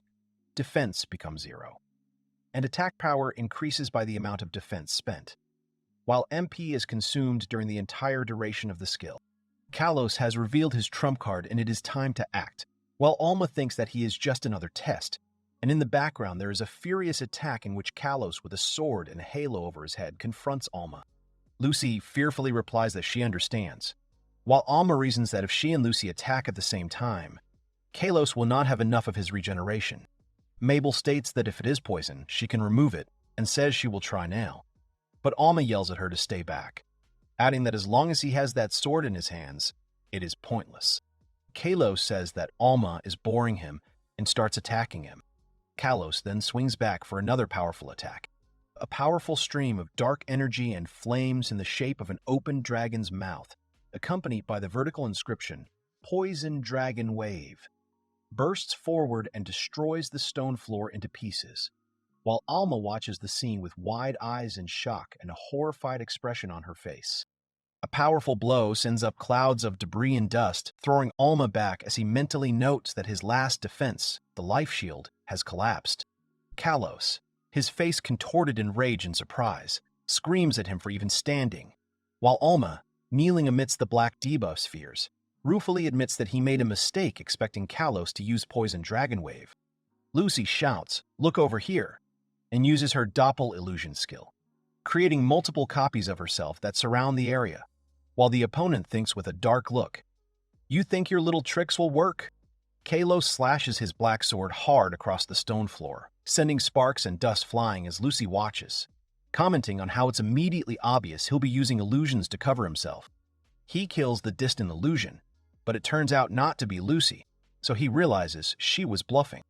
At this moment, Lucy attacks Kalos from behind. Alma screams Lucy's name with a worried, intense expression, while Lucy, with an ouch, dodges a sharp swing of Kalos' hand with a glowing halo above his head. Lucy jumps back to a safe distance, apologizing for being so close, and Alma addresses her, urging her not to panic and explaining that attacking alone is pointless, as the enemy will heal anyway, so they need to act simultaneously. Kalos, with a grim and focused expression, says Elma's name, admitting that he greatly underestimated them and did not think that he would have to fight at full strength, but adds, "But sometimes it happens," after which he holds out his hand to use his new signature move. Kalos smiles ominously, revealing his teeth from beneath his long hair falling over his face. Kalos summons 4 spheres labeled Dark Flame and considers that all that remains is to target her. Lucy freezes with a frightened face, and Alma screams with rage.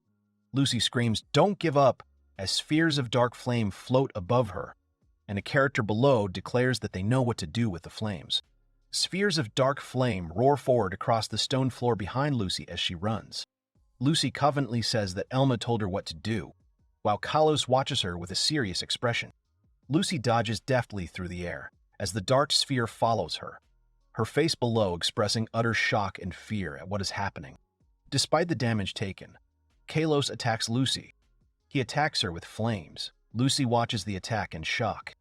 There is a massive explosion with a splash and flash, accompanied by Lucy screaming, "Ka!" while Alma and Mabel scream her name in horror. Kalos stands amidst the shimmering particles and says, "You fought well, but," while raising his hand over the magic circle. With a glowing halo above his head and a sinister grin, Kalos points his hand forward, activating a powerful magical attack through the magic circle hovering before him. Alma screams with alarm on her face about the crimson wave, realizing that if he releases it now, Lucy will be in mortal danger. Kelt tells Alma to leave Lucy with him, declaring that this is all he can do for now. Alma thinks he can only believe, but right now he doesn't know if Kelt will make it in time. Alma thinks to put her hopes on him and uses the shield bash skill. Kalos uses a skill called Crimson Wave, creating a powerful shockwave. Alma declares that she won't let anyone near them, after which she suddenly notices something dangerous and freezes in shock. A Kelt asks someone for forgiveness and says that he finally screwed up. Kelt thinks that he was able to protect Lucy, but falls to the ground, after which Mabel screams for Lucy and Kelt. Alma winces in pain, letting out a cry, while his status bar displays a weak poison debuff and low health. And just above Lucy, she screams Mabel's name to the girl lying in the distance. Kalos asks Alma, who is about to fight him alone, if he is taking on too much. Alma claims that she can handle it, to which Kalos replies that he is only good at opening his mouth, and threatens to rip out his tongue. Kalos announces the end to the opponent, noting that they are aware of their own poison-slowed status and the imminent cooldown of the poison dragon wave. While Alma's mana drops to its minimum, Alma uses her magic shield skill while Kalos laughs and asks what he plans to do next. Kalos swings his blade towards Alma, who charges forward, causing the opponent to scream, calling the opponent an idiot and claiming that he can heal himself.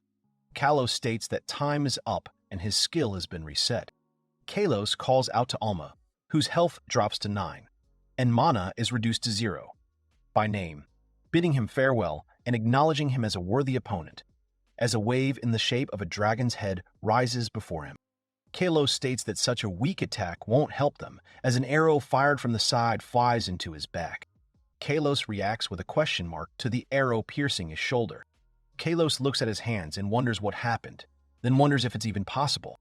Kalos thinks about the enchanted arrow, while in the distance someone shouts Alma's name loudly. A Kelt holding a bow with the enchanted arrow skill activated, which casts a spell effect, asks if this is enough. Mabel uses the defensive skill Poison Defense, which protects the target from poison damage for a certain period of time. Alma joyfully shouts that everything is going just perfectly.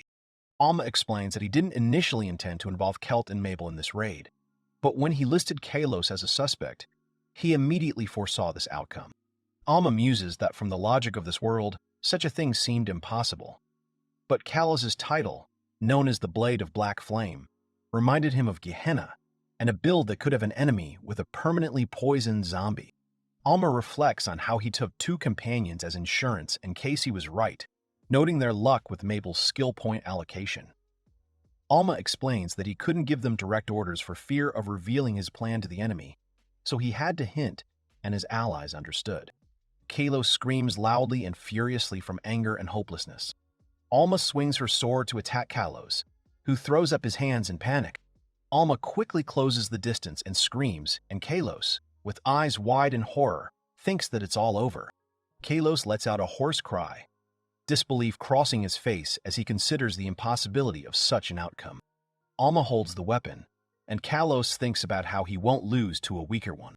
Alma stabs Kalos with her sword while facing him, thinking about how the small chance of victory was created by teamwork. Kalos staggers, standing some distance away from Alma, whose blow connects, and a mark appears on his body from behind. Alma looks tiredly at her opponent, whose head is lowered, while birds fly in the sky. Kalos says that he was born in a small settlement by the sea. Kalos remembers getting his class as a magic swordsman with high attack power in an old crumbling church, and remembers how happy he was back then. Kalos reflects on what a fool he was as a child and how he admired some heroes. Kalos reflects that he saw little point in helping people, as his own desire to succeed outweighed all other aspirations. Kalos explains that those of his class had a hard time finding a group due to their ambition and self-importance. Kalos recalls that he often came into conflict with his comrades, and that other adventurers rightly considered him stubborn and selfish. Kalos reflects on how the city was poor, there was little money here, everyone was ready to tear each other's throats out, and he himself was no exception. There were constant conflicts between the adventurers, and he was specifically accused of theft. In a rage, he left the city, beaten and saddened.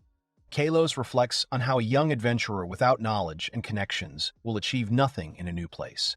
And everyone around him looked at him with disdain, as if he had dirt under his fingernails, considered him an idiot who didn't have long to live, and laughed at him as a country bumpkin. Kalos tells himself that he simply lacks fighting skills and charisma, and that's it. Kalos reflects on how it would have been easier for him to hate this whole damn world. But one day in some alley, everything changed. Kalos adds that, as a man with enormous ambitions, it was hard for him to admit this. Kalos recalls meeting a hooded man who told him of a great talent that ordinary people lacked and assured him that he could become a hero. Kalos realized his own stupidity and lack of talent, realizing that the cloaked stranger simply wanted to take advantage of him, while his interlocutor declared the need for his strength. Kalos wondered if it was magic or something else, but for some reason he believed his interlocutor. Kalos adds that even if it was a lie, he was happy and latched onto the man. Kalos holds out his hand and says he can't. He can't lose like this, and uses the Crimson Wave skill. Kalos swings his weapon furiously and shouts for them to stay away as Alma leaps from above, sword at the ready. Alma delivers a powerful blow from above, slicing the opponent in half along with their attack. Kalos is in shock. Alma tells Kalos that it's over. Elma's allies rejoice in their victory. Characters in hats remark that they have indeed won. The Black Flame Blade says it will now cure the poison, and a dark-haired warrior with a beard and a scar on his face joyfully shouts, "Elma, finish him off already!" Elma herself looks at what is happening and reasons that this cannot be done, since the enemy knows too much and they need to take advantage of this.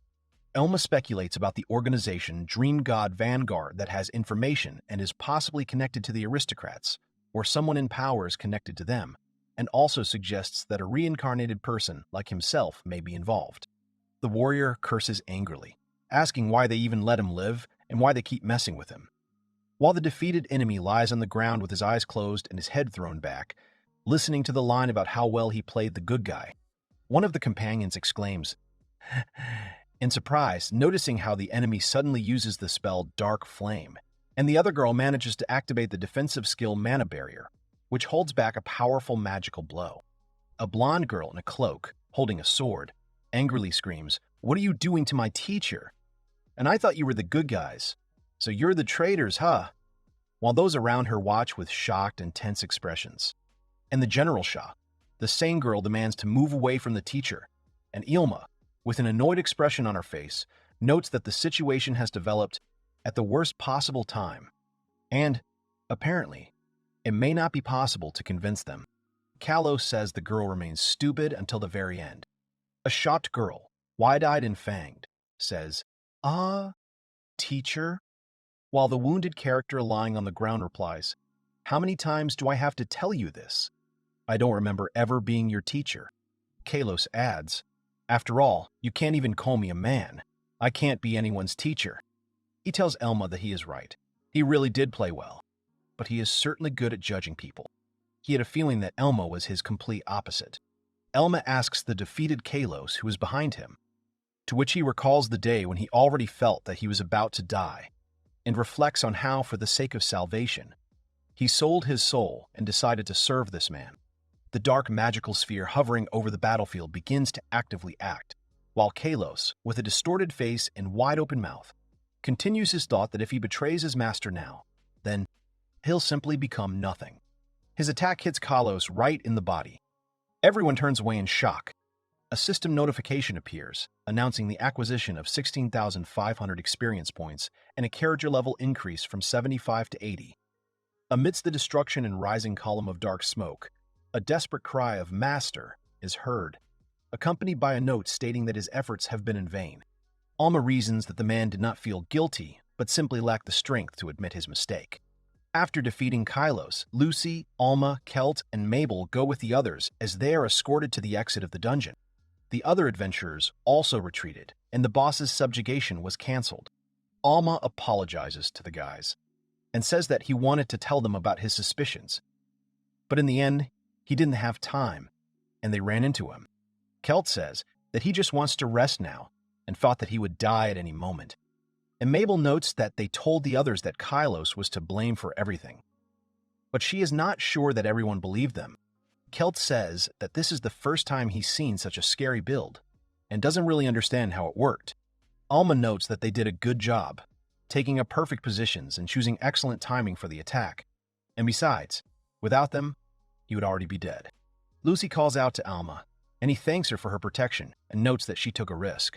The Celt declares that he is a first-class hunter, and it was a piece of cake for him, and in gratitude asks to give him rare loot.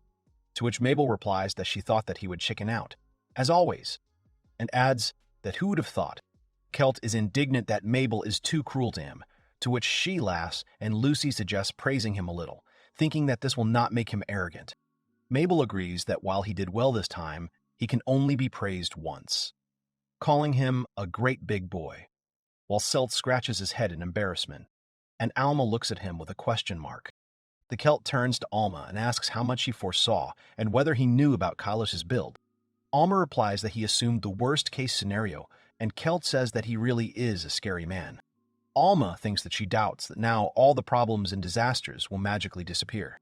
Alma muses about the Dream God's vanguard and how they were probably up to something. But in the end, they couldn't get a single bit of information out of Kailas.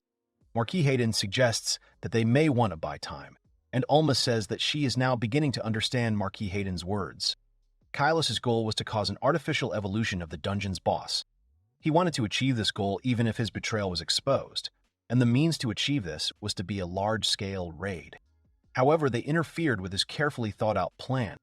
Before suspicion could fall on him, he began to talk about how the people in the Hodder family were acting suspiciously, and the attempt on Snow's life was supposed to throw them off the trail even more. After the assassination attempt, there was no one around, which means that murder was not the goal of the assassination attempt. Meanwhile, he was preparing for a new large-scale raid. By this time, Marquis Hayden had already narrowed down the circle of suspects for Kalos. The squad leaves the dungeon. Whatever the case, the main thing is that they survived. But the raid was not yet over, and Lucy suggests that after it is over they go together and celebrate by eating something delicious, while Hilda remains silent. Mabel calls out to Hilda, addressing her. Hilda replies that she just needs to think it over some more, adding that she is not stupid enough to hold a grudge against them. Hilda apologizes for attacking her back then, and Mabel looks at her silently. She remembers the words that she will be able to go far and see the results of her hard work. She reflects that she cannot be a teacher for anyone, because she cannot even be called a person. Lucy and Mabel stand together while Alma watches. The silhouette on the water thanks them for stopping it. There is a fallen medallion with feathers on the ground, and an inscription says that there is a continuation. Later, a large raid was mounted on the sunken Utopia. Mabel, Celt, Alma, Lucy, and other participants are on location ready. The goal was to kill the Sleep King. Sleep King Charybdis screams, and his level is displayed on the interface, which shows his health and mana. The girl tells those who have received any damage to retreat and heal. Lucy notices that Snow has learned to speak loudly, to which Alma asks her to speak less loudly, as it clearly bothers her, and Snow, embarrassed, looks away and remains silent. The adventurers engage in combat with Charybdis, with Celt aiming his bow, and the rest of the party actively attacking the giant creature. Alma thinks he was expecting a quick finish, but the enemy turned out to be more dangerous than he expected, and notes that it is better not to take unnecessary damage. Lucy states that she will then go forward and asks to use Shield Bash, to which Alma agrees. Lucy charges forward and Alma uses her Shield Slam skill. The Dragon Slayer technique is used, causing the enemy to let out a loud scream. The girl orders everyone to attack right now at once, after which the rest rush into battle. The Sleep King was defeated, and the dungeon was cleared, after which Alma and Lucy high-fived each other. And now, 3 days later, birds are flying over the city. The invitation received addressed Mr. Alma and Mrs. Lucy, informing them that a special dinner had been prepared for them to celebrate their achievements and bravery in this full-scale raid, and asking them to come and join. Alma notes that she and Lucy were invited back to the Marquis's house, and he wanted to take the others with him, but since their names weren't listed there, he couldn't take them. Alma and Lucy arrive at the Marquis's house, where they are greeted by Snow and another girl, who offer words of welcome. Alma replies that they certainly couldn't refuse an invitation from the Marquis, and that it was a great honor for them, while Snow shifts awkwardly from foot to foot, and then the two girls whisper something to each other behind them. The girl asks to listen to her carefully. stating that the fact that they were invited twice is proof that they have made a great achievement, because this time, under her command, they defeated the King of Sleep. When they say that Mrs. Snow admires them, and that she herself, as a member of the Marquise's family, who protect these lands, is sincerely grateful to them, Alma responds with an embarrassed laugh, noting that they have already known each other for so long, and there is no need to be so shy anymore. Alma says that he thought their father would be meeting them in a guest room, to which Snow apologizes and explains that if their father is with them, he won't let her get a word in edgewise. The girl explains that, roughly speaking, she wanted to express her gratitude to them as the leader of the raid in which they participated. To which Alma replies, "I see," and remembers to herself that in the previous conversation she really was more of an ornament. Alma says he heard that Marquis Hayden has been very busy lately, but he found time to invite me, and adds that they were also surprised as they walked down the corridor together. The girl agrees with this, saying that he really is a busy man. The girl continues to tell that the Marquis is one of those high-ranking nobles who will go further if he thinks that this meeting will be useless, but he is also fanatical. He becomes very attached to people he likes. At this moment, the Marquis appears in the spacious hall at a long table, joyfully greeting Alma and saying that he is so glad that they met again. At this, Alma's companion stands with a gloomy and disappointed expression on her face, sighing heavily, while the others look at what is happening with bewilderment. The Marquis, with a wide, toothy smile, tells Alma that, "My dear," he likes him so much, while Alma himself stands next to Lucy and sticks out his tongue at him, thinking, "A smile like a dragon's." Sitting at a long table surrounded by the other participants, the Marquis thanks Alma for defeating a member of the Kalos God of Dreams Vanguard, but adds that he is a little disappointed that he was unable to extract information from him.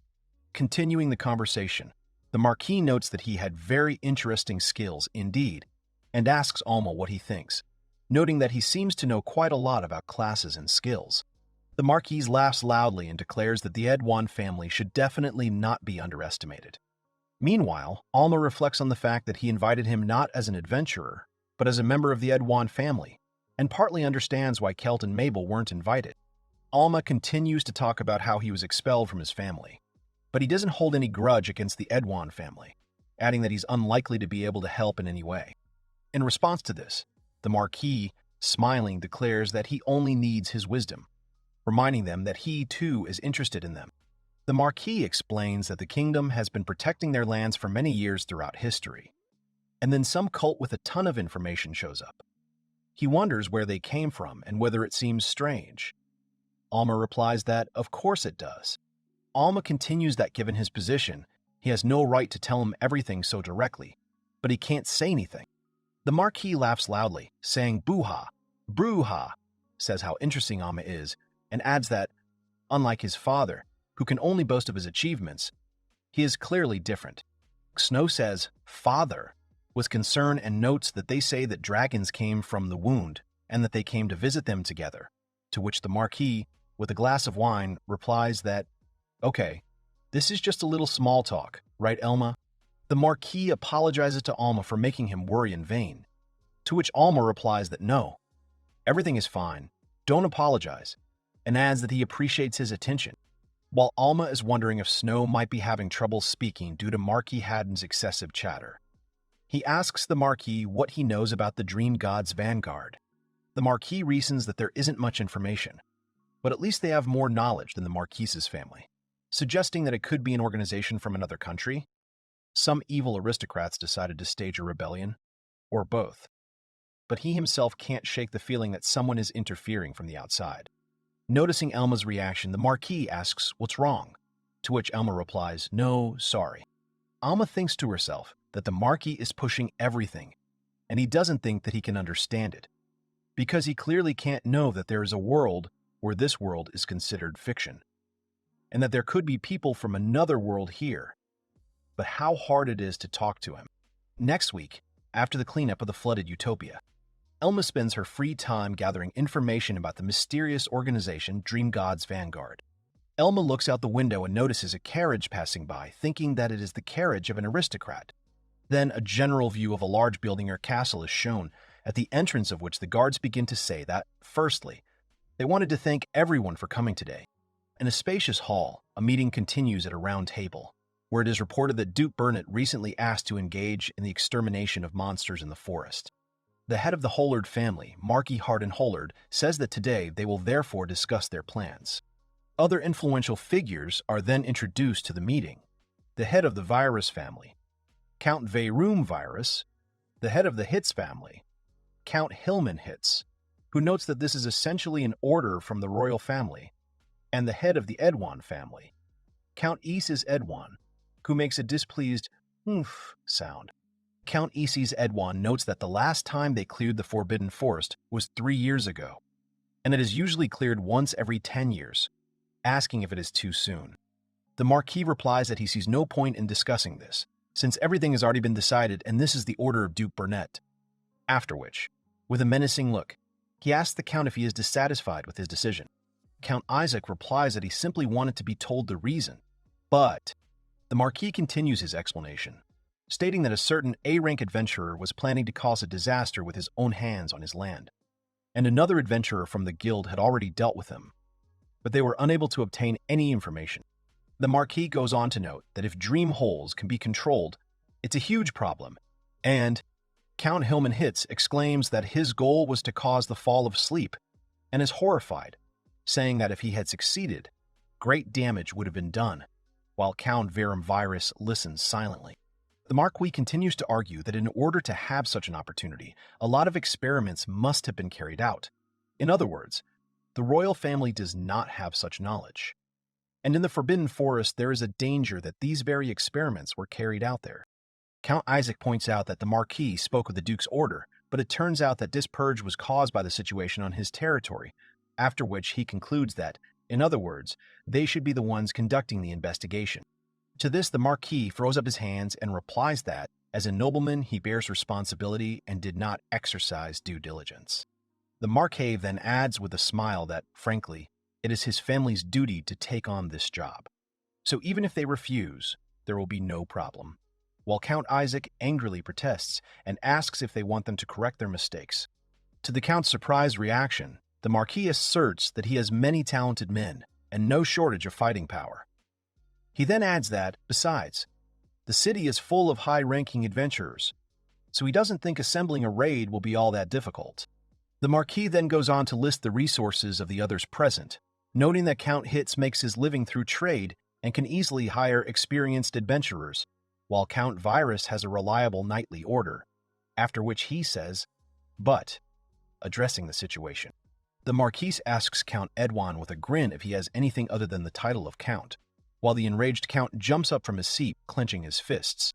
The setting is in the assembly hall, where a servant approaches the Count with the words, "Sir," and the Marquis, with an indifferent look, tells him not to react like that, and adds that he still does not even need to try to discredit his name.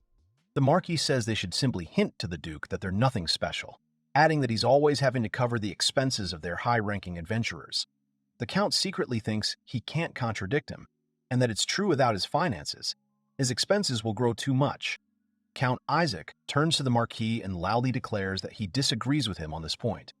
In response, the Marquis sits back, relaxed, resting his hand on his cheek, and remarks that his approach is long outdated. Count Isis pompously declares that they are the ones who strangle monsters with their own hands, and proclaims that they are the sword of the kingdom, which is the true nature of the aristocracy, while Count Hillman and Count Veroom look on silently. The Marquis sits in his chair and tells them point blank to abandon this old-fashioned way of thinking. Against the backdrop of a map with geographical names, the Marquis continues to argue that the aristocracy has long ceased to be built on its own military exploits. Our families must defend their lands. We must do everything to adapt to new conditions. The aristocrat adapts and changes form, concluding that this is an obvious thing. Count Isaac angrily slams his fist on the table, causing small pieces to fly off, and declares that the head of the family protects whomever he can, while the Marquis, with his arms crossed, coldly remarks that he even exiled his own son. The Count angrily replies to the Marquis that this is his opinion and that he should not interfere in the affairs of another family.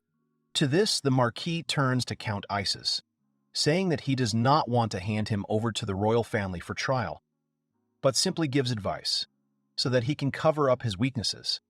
adding that he is not one of those who is used to making enemies out of other aristocrats. The Marquis, with a sinister expression on his face, declares that our kingdom has no need for such incompetent aristocrats. Count Isaac says, "Cough," with anger and clenched teeth, while the Marquis advises him to start thinking seriously about his future.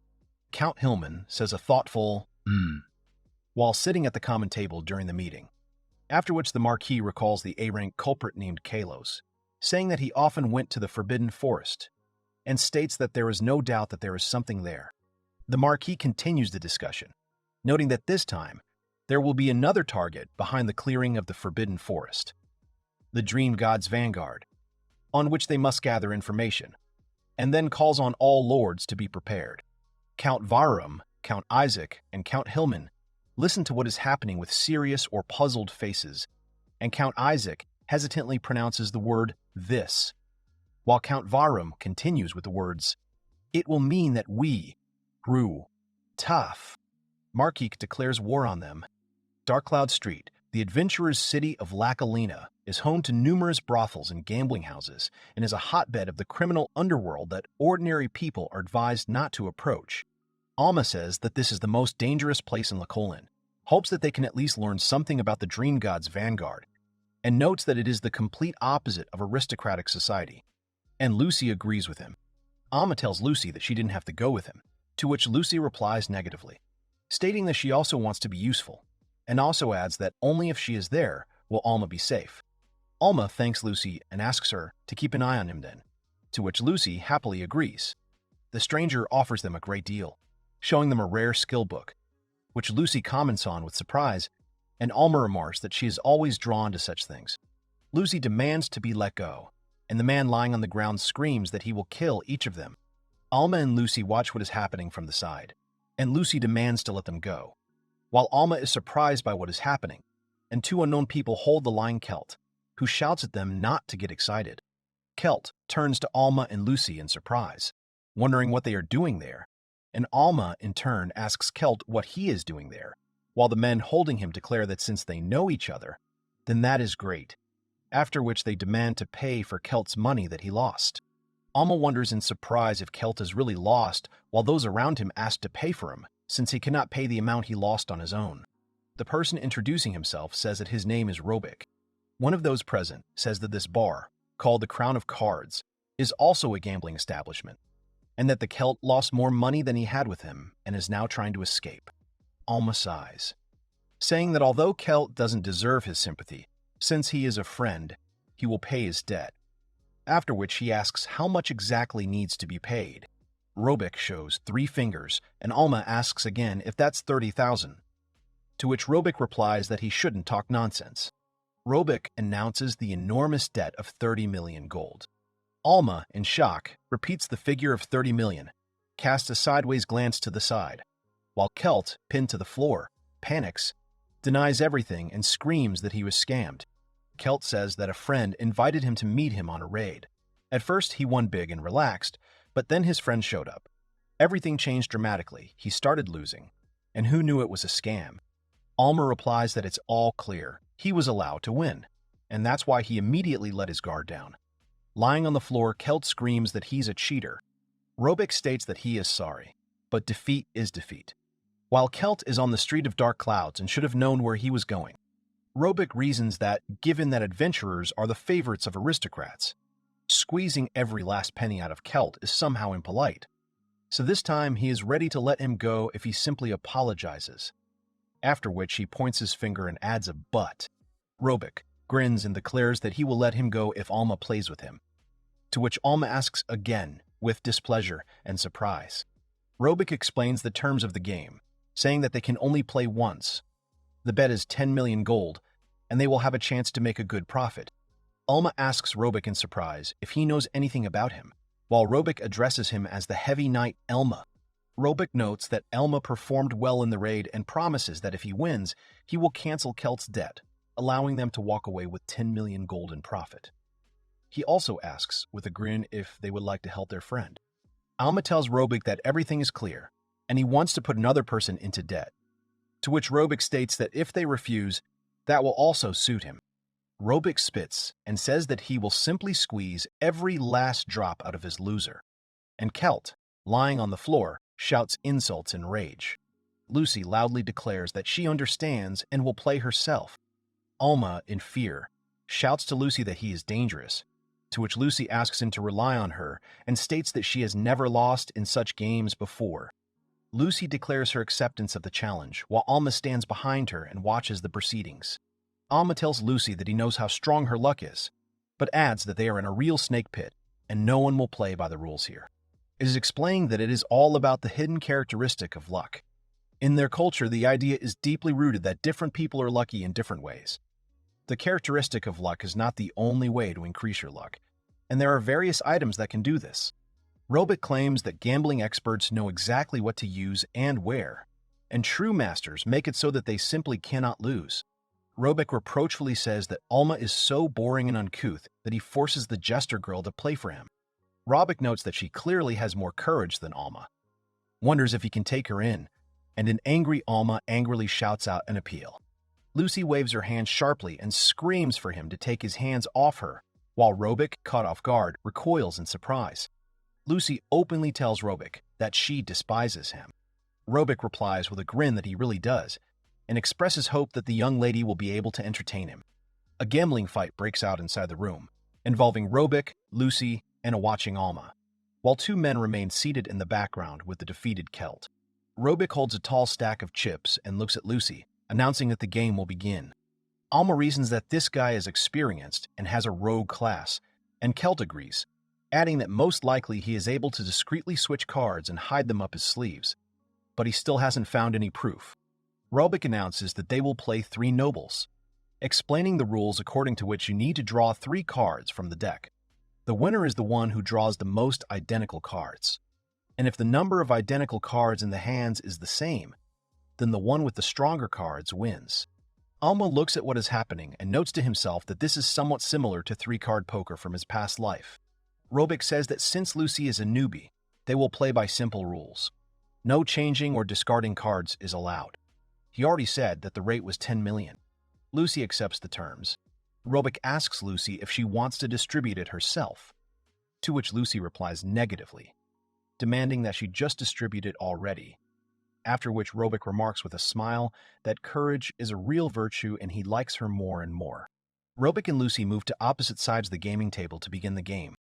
Alma muses that the game is essentially a game of chance where the winner is whoever draws the strongest card, explaining that if a double is rolled, the chance of winning is 20%, while the chance of getting a double is about 20%, and the chance of getting the double is about 20%, and the chance of getting 3 cards is 0.2%. Alma notes to herself that this is all fair, provided no one cheats, while Robic shows his cards, says that he has a good hand, and declares that he has 2 5s. Lucy points at her cards with a serious expression, while the spectators in the hall and Celt and Alma, who are watching the game, watch the proceedings with tension. Lucy shows her cards on the table, and a stunned Robic exclaims in surprise that she got 3 10s. Robic throws up his hands, sighs heavily, and admits that he thought he had won, but it turned out he was wrong. Alma praises Lucy for her victory, but Celt objects, explaining that it was a trick, since Robic, while shuffling the deck, deliberately put down 2 5s and then 3 10s. Celt, with anger in his voice, calls Robic bad and explains that he always gives in on the first round because he wants to fool people. While Robic throws his head back, and Lucy decisively declares that he owes 10 million. Robic, smiling, asks Lucy not to rush and says that it is possible to double the winnings, to which the surprised Lucy asks again if it is possible to double them. Robic smilingly tells Lucy that this time she will not suffer any losses. Explaining the rules of the double win, the winner draws an extra card, and if it is an ace, then the loser pays the winner twice as much. While a silent Lucy listens to him, and Celt irritably scolds these rules. The Celt reasons that the probability of this is very low, but during the doubling, Robic probably cheated by throwing up an ace, and now he fully understands how he is deceiving people, while Alma watches intently next to him. The bar patrons in the background are discussing how, as expected, in this world when it comes to gambling, luck plays no role. Alma muses that their job is to make you lose your sanity in the face of a big win, adding that they'll have to get out of here first before the next battle. Meanwhile, at the gaming table, Lucy announces that she is drawing a card, while Robic, standing opposite her, watches her with a smile. The girl draws an ace and says she's won, and Robic owes her 20 minions. The man says the girl is lucky. He suggests that she draw another one, and the doubling will continue until she draws an ace, although this rarely happens. Robic, with an extremely stunned and shocked expression on his face, lets out a bewildered, "Hey," as another huge win of 40 million is recorded on the screen. At the same time, there are thoughts that she was lucky twice in a row and the chance of this was 0.5%. And it is also assumed that the matter may be in a class with high luck.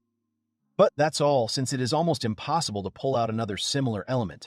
While shocked Kelt and Alma watch with their mouths open, the visitors in the background whisper among themselves, noting that this is the first time they have seen 3 aces in a row, and wondering if this is really possible, or if Robic is losing.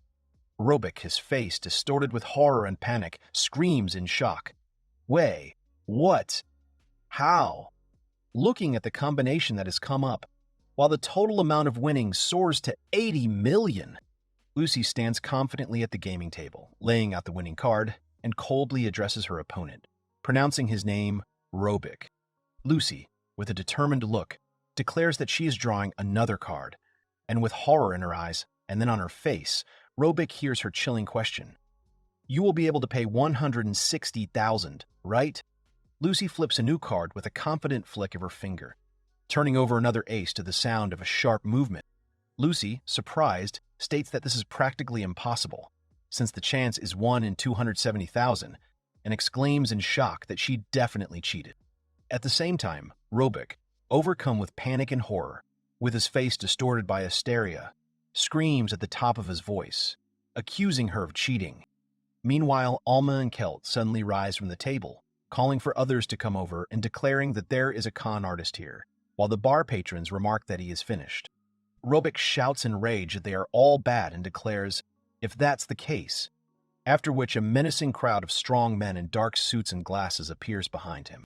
Suddenly, a smoke bomb explodes, but Alma uses the shadow suppression skill, declaring that she will not let him escape, and did he think he could hide, while Robic panics and screams, "Trose!" Alma unleashes a powerful shield bash, sending Robic into a brutal knockdown, while debris and playing cards fly around the destroyed room. And in a small insert on the left, the heroes decide to leave and not get involved with the locals. A defeated and tearful Robic, his face contorted with pain, screams for compensation, while Alma angrily scolds him, declaring that they will not forget about this so easily, because he owes this establishment 160 million, and compensation for the inconvenience caused. Looking at the casino's facade, the characters are shocked by the outcome. Kelt admits that he thought Elma was amazing, but Lucy turned out to be a real monster, and Alma adds that while she expected something like this if she lost, she still didn't expect it to be of this magnitude. Kelt thanks Lucy and Elma for saving him, and also notes that the con man has been defeated.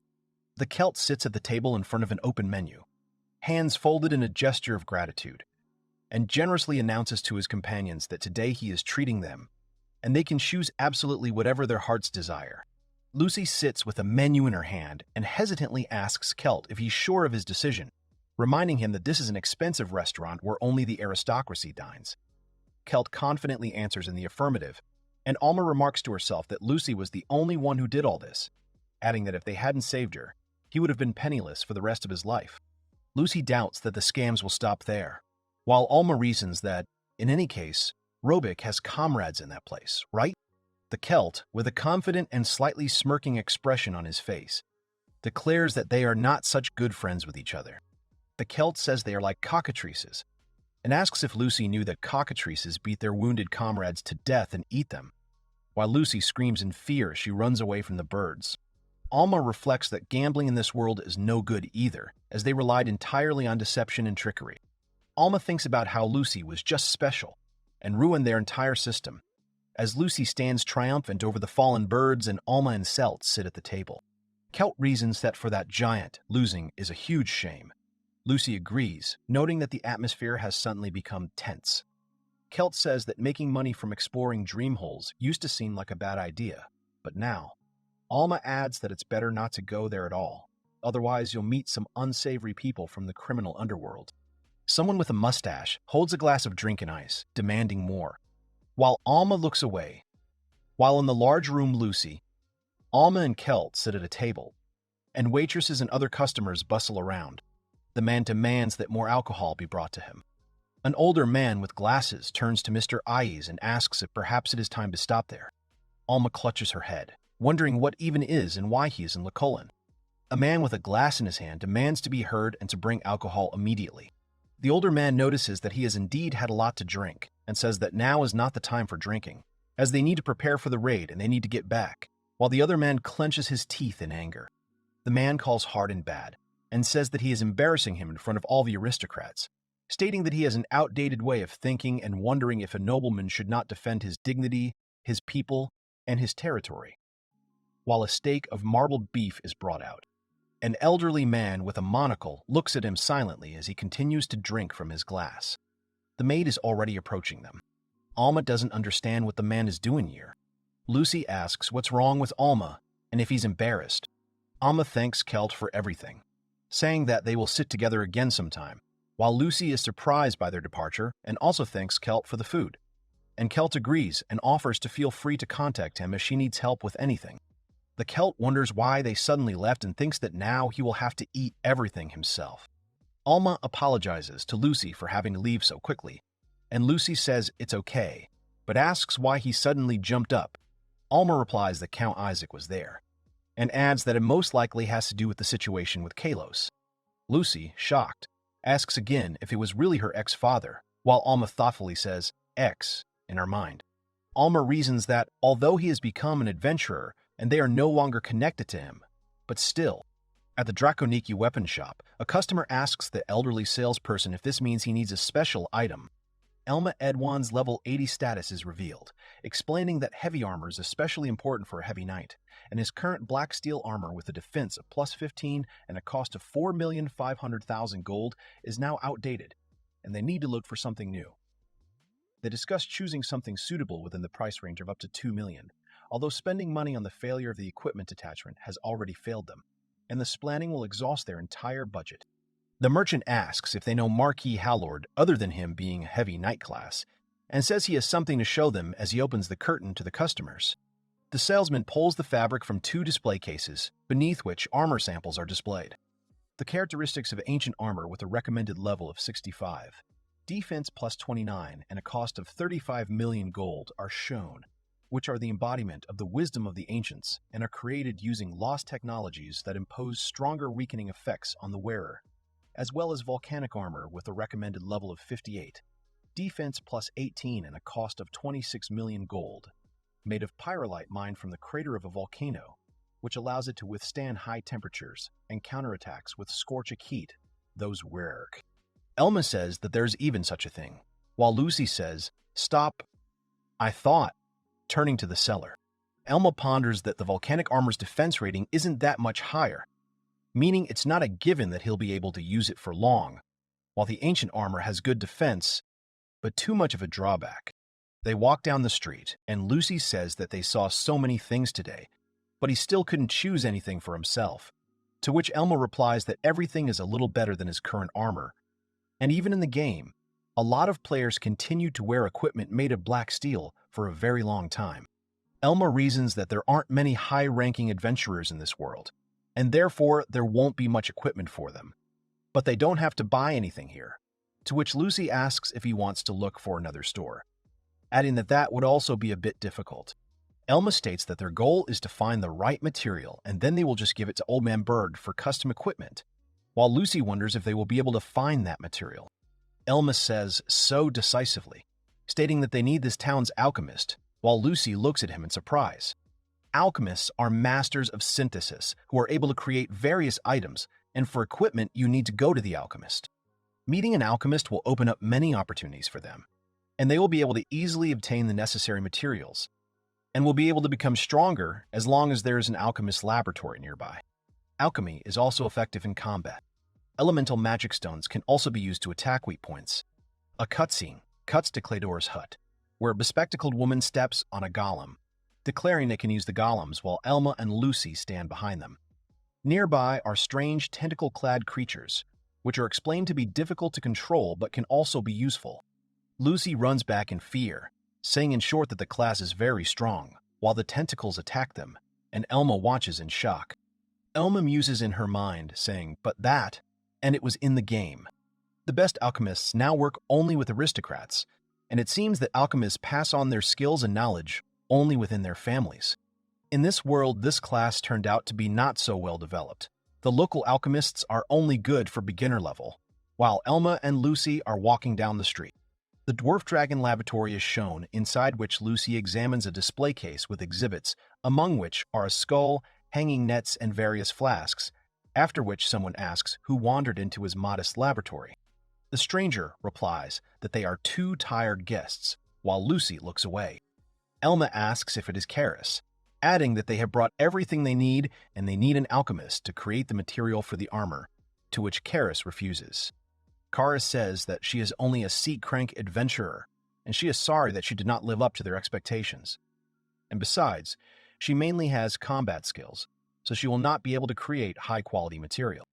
Elma replies, "I see," while Karis reasons that if she had such skills, she would work for some aristocrat and earn a ton of money, instead of sitting here. Lucy approaches Karis, asking if she knows of any other alchemists who could help them. Elma throws up her hands as Lucy continues talking, stating that she wants to give Elma a fancy armor, but they can't find anything. Karis says, thoughtfully, and says that now that she thinks about it, she doesn't know anything about the local alchemists, while Lucy hesitantly starts saying, "Bud," while the cauldron boils in the background.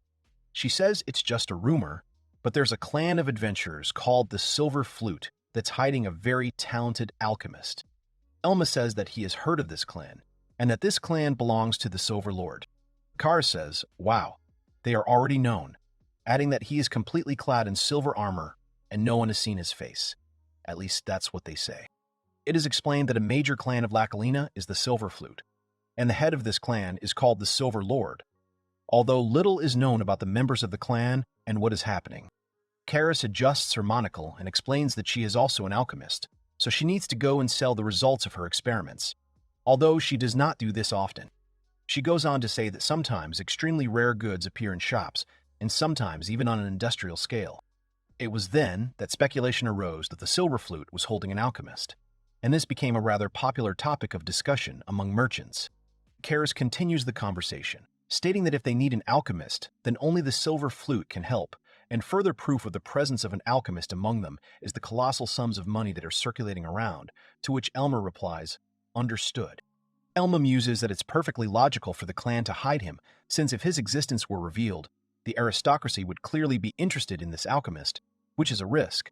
He thinks he'd like to speak with him alone, but he'll have problems if the clan finds out about his outside activities.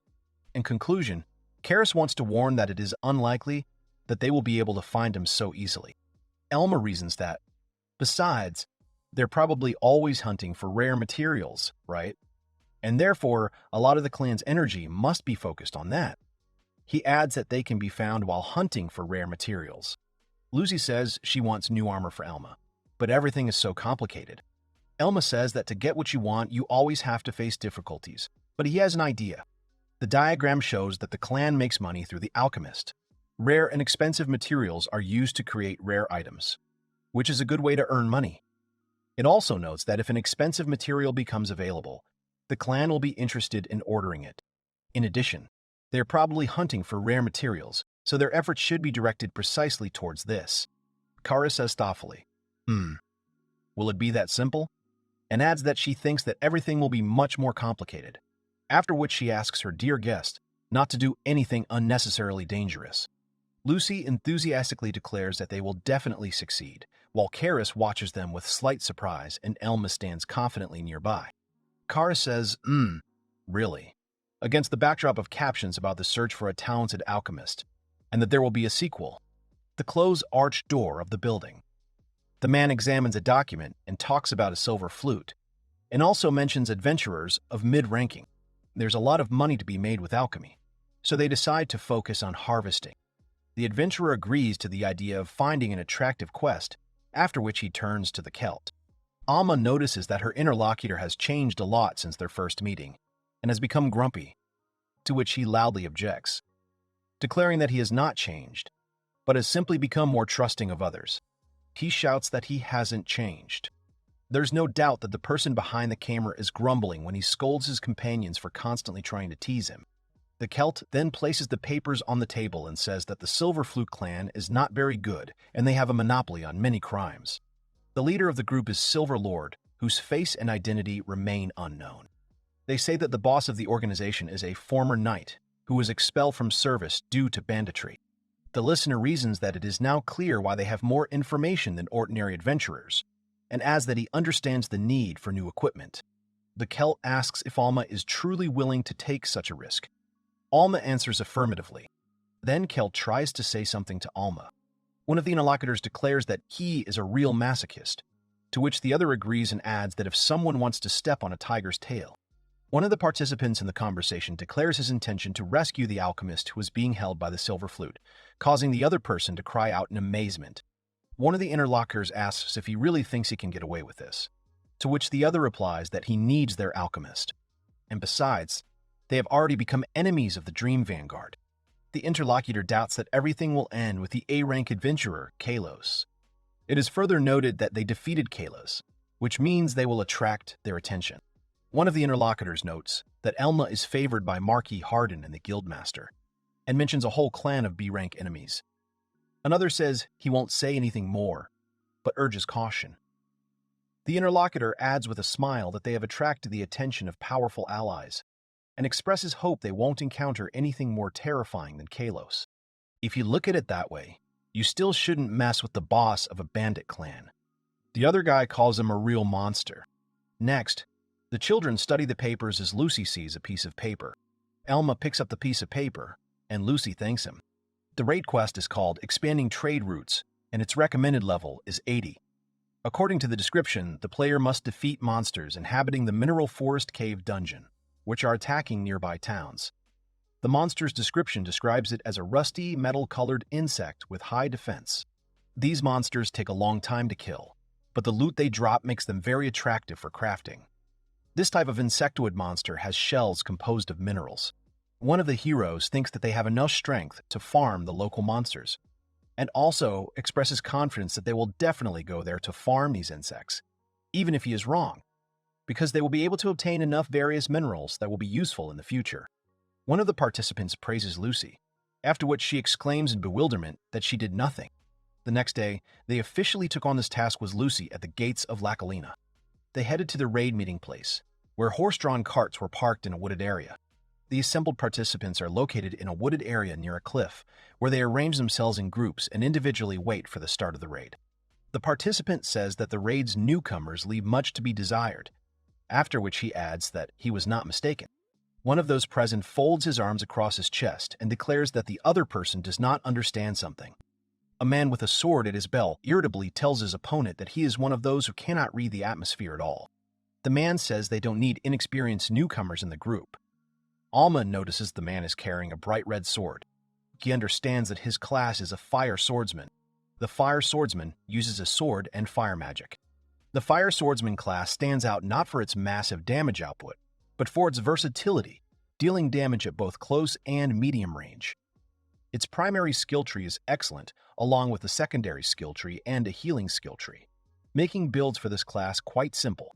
This class is not difficult, and the woman turns to Mr. Frangu, saying that they can quite well work together with other adventurers, and also smiles slyly. The woman says that they might be useful, and the main thing is that the rats don't get in the way. To which the guy reasons that this class is most likely a dancer. The guy notes that they are most likely the ones in charge here. But someone did post the raid task, right? The man introduces himself as Frang, their second in command from the Silver Flute, and explains that they wouldn't have had enough men for the raid, so they were forced to post a request, otherwise they wouldn't have been given it, and then suggests that they just go home. The guy replies that they have already agreed with the guild and, according to all the rules and laws, have every right to take part. Although Lacalina is a different city, the local guild also abides by all the rules. Although the guild often prefers to give quests to clans rather than to solo adventurers, which means that clans receive more information than solo adventurers, which means that clans receive more information than solo adventurers, which may result in the latter not benefiting. The Silver Flute is precisely the clan that wants to establish its complete monopoly in Lacalan, and over time they may gain such influence that the guild will not be able to influence them. Lucy turns to Elma and asks what they will do if they want to fight.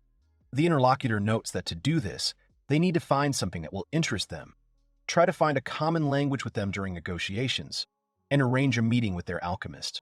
It is added that, although one would not really like to admit to doing business with a clan of bandits, this is precisely their goal this time.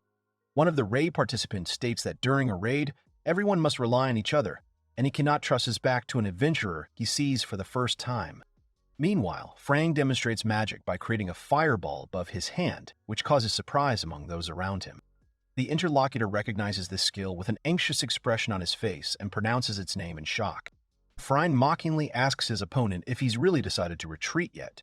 In response, the character notes that the fire swordsman can't learn the fireball skill in his skill tree.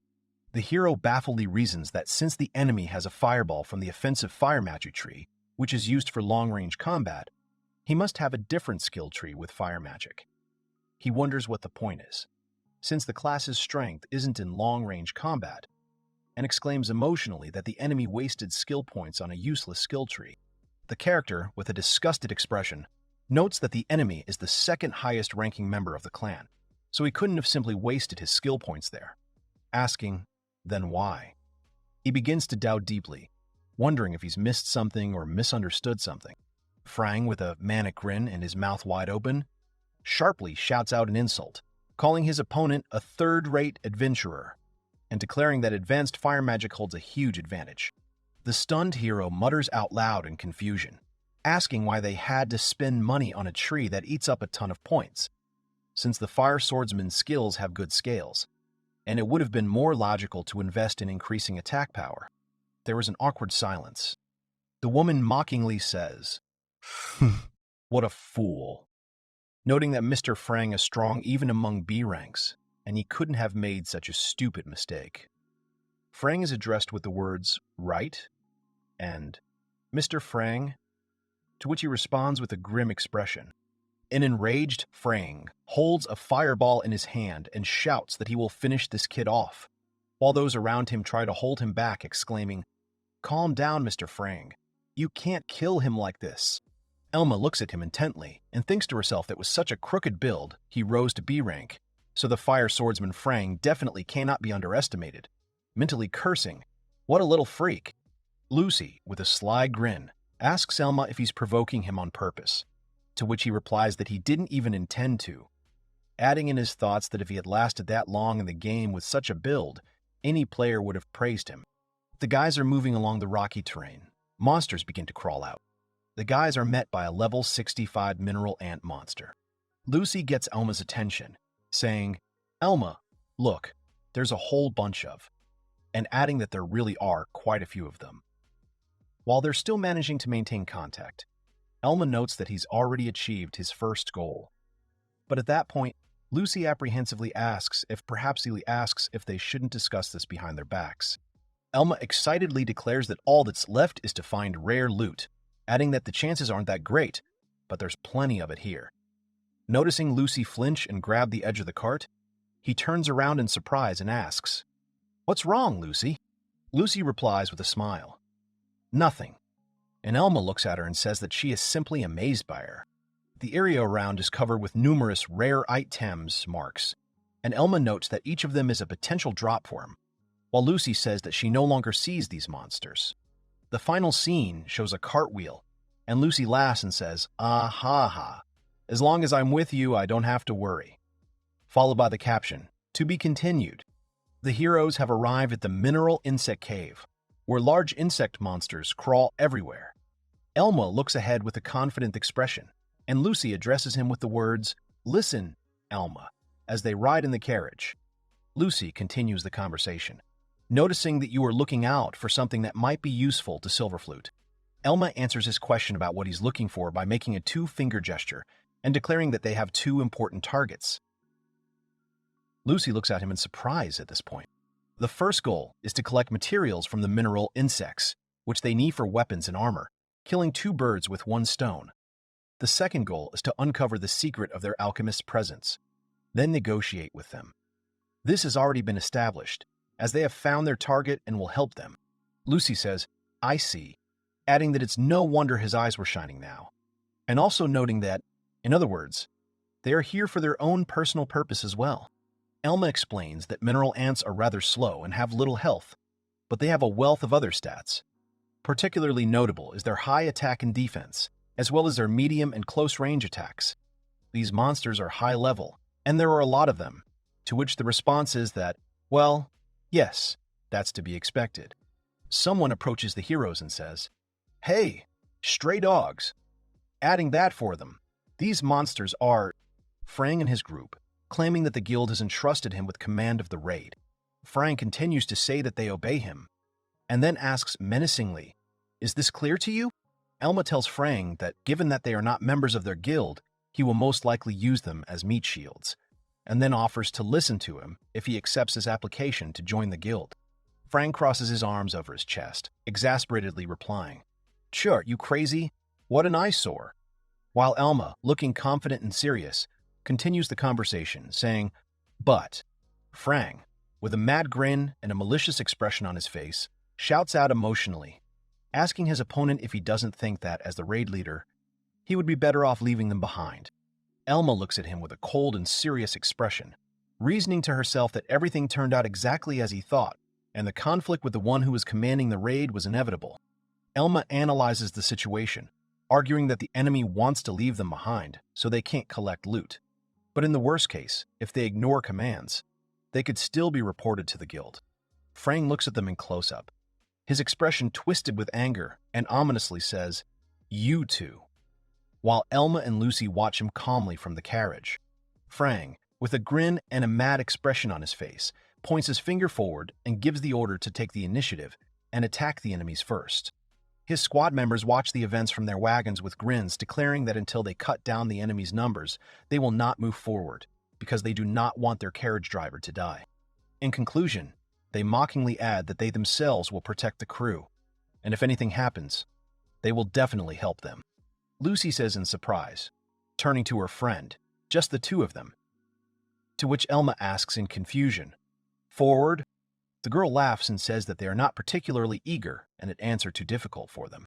Frang, with a malicious smile, reasons that if they cannot muster up the courage, then he himself can handle it, and Elma, looking out from the cart, briefly replies, "Got it." Franga says that, "Sir, it seems that they are not particularly eager to advance, and the mineral ants are too much for them," to which Franga smugly responds, telling her that she has never understood people, unlike him, because he believes in them, although they are still very green. Elma quickly jumps out of the carriage with her weapon at the ready, loudly declaring that they accept their offer, while a shocked Lucy exclaims his name, and a surprised Frang looks at him, wondering if he wanted to die. As they move, Elma, with a confident grin, explains to the frightened Lucy, who asks if everything is okay and if they will be able to defeat these strong and dangerous ants, that they are very slow and predictable, adding her own thoughts about them. Elma says it's the perfect opponent for them. Lucy starts grinning and says she understands. Elma thinks that mineral ants have high defense, and they also heal damage fairly quickly. Elma engages in a fierce clash with the mineral ant, delivering a powerful sword strike, but the monster deflects the attack, sending him flying back with the muff. After which, Elma shouts, "Lucy," and Lucy enthusiastically responds with the words, "I hear you, I hear you." Lucy swiftly attacks the mineral ant using a move called Dragon Slayer, causing shock and panic in the small skeletal assistant, who watches this devastating attack with his mouth open. Lucy's powerful strike completely destroys the mineral ant, ripping it into tiny fragments in a bright explosion, sending a surprised Skull Helper flying past. A system notification about receiving 604 experience points appears, and the remains of the enemy fly apart. Elma and Lucy stand shoulder to shoulder with satisfied and confident smiles, and the shared line is that Lucy's critical attacks will penetrate their defenses. Frang, his face distorted with horror and shock, covered in sweat, opens his mouth wide and screams in panic. What just happened?" while the remains of a mineral ant, defeated with one blow, lie on the ground nearby. Lucy guiltily turns to Elma with the words, "Oh." Elma, "I'm sorry." A strong monster with one hit, and then upsetly notes that nothing fell out and it was a dummy. Elma confidently replies, "Don't worry, Lucy. This is just the first one," adding that there's more to come, to which Lucy enthusiastically responds, "Aha!" while a shocked Frang and his team exclaim, "What the hell?" The horse-drawn carriages approach a rocky area full of mineral ants, and Elma, with a serious expression, notes that they are completely surrounded. Elma and Lucy are standing in the middle of a rocky area surrounded by a multitude of giant ants, and Elma estimates their number, stating that if she does a quick count, there are about 20 of them. The mineral ants make threatening G and GG sounds as they attack the heroes, while Lucy, with a frightened and focused expression on her face, jumps back under the enemy's rapid onslaught. Elma takes a defensive stance with her sword and shield in front of a large mineral ant, his determined face with an angry squint, as he says the phrase, "I'll play with you." Lucy, with a frightened expression, shouts out Elma's name loudly in warning. While Elma dodges the attack of the monster, using the shadow suppression skill, and advises herself that it is better to move in this situation. The ant targets the hero with a magic circle, and the voiceover explains that mineral ants can use 3 attack skills. The mineral ants have 2 skills, Steel Claw for quick attacks, and Ram for quickly closing in and attacking, accompanied by dynamic combat frames. A skill called Rock Cannon is designed to be fired from a distance, after which one of the ants, with a cry of "Gee," fires this devastating projectile straight towards the dodging Elma. Elma deftly deflects a powerful rock cannon projectile flying towards him with her shield, taking the impact with her bone defense, while the accompanying footage shows the attack slamming into the ground and raising a cloud of dust near the stone walls. The mineral ant, with a cry of "Gee," prepares for another attack, while Elma, with a focused and confident expression on her face, tightly grips her weapon and shield, continuing her confrontation with the monster. Lucy, with a cry of charges head-on at the mineral ant, delivering a devastating blow with her Arachne Slayer move, which breaks through the monster's defense in a dynamic clash. Lucy's powerful blow shatters the mineral ant into pieces, while she herself gracefully rises into the air, and adjacent frames capture close-ups of the cracks in the defeated monster's shell and the moment of explosion. Lucy, with an excited and joyful expression on her face, exclaims, "Catch me!" and Elma looks at her with a confident grin, replying, "Okay." Elma launches Lucy upwards with her shield, allowing her to soar rapidly above the battlefield, while a mineral ant in the background prepares to fire a projectile through the magic circle. Lucy lands lightly on the ground after her jump, and adjacent shots show a close-up of her determined face with a confident smile as she loudly exclaims, "One more time," preparing to continue her attack. Lucy delivers a devastating blow with her Arachne Slayer move, completely destroying another mineral ant with a powerful explosion, while the shadow helper nearby freezes in shock, and in the adjacent frames, the enemy begins to move towards Elma, who mentally notes that he will not be able to dodge this one. Elma ponders intently, mentally stating that she doesn't have the strength to win, followed by an intriguing "but." 2 mineral ants simultaneously use the skill Rock Cannon, creating magic circles and firing projectiles towards Elma, who tries to defend himself. Elma uses her Shield Bash skill, delivering a powerful ramming blow to her opponent, while the adjacent frames show her swift movement and use of her shadow suppression ability in the heat of a fast-paced battle. Elma says that the enemy dug his own hole, after which the giant insect falls to the ground. Lucy laughs at her defeated opponent, demands her next opponent, and attacks the giant arthropod creature. Upon killing Elma, she gains 713 experience points and levels up to 81. Elma and a group of people are standing in a rocky area, and someone mentions all the mineral ants. A man with loose hair and a beard asks in shock who they are, after which Lucy calls out to Elma. Lucy exclaims joyfully that their target has been found. The man in the dark suit shouts that those ants are damn dangerous and is indignant that they shouldn't have exploded like a wound after death, while remembering the Silver Lord. The text explains that a piece of magical silver ore is worth 26,000 sows, and also adds that taking it directly to a blacksmith will be of little use, so processing by an alchemist is also necessary. The woman with a veil on her face looks at the heavy knight and the jester, wondering if these are the two who defeated the Black Flame Clinic. A man in a dark suit exclaims in amazement, and a woman nearby discusses the combination of unusual classes that defeated such an opponent, after which the man indignantly asks if they plan to immediately take all the silver for themselves, and urges the others not to be lazy and move forward, to which he receives an affirmative answer. Lucy declares the seventh is ready, and Elma says she's taken down 3.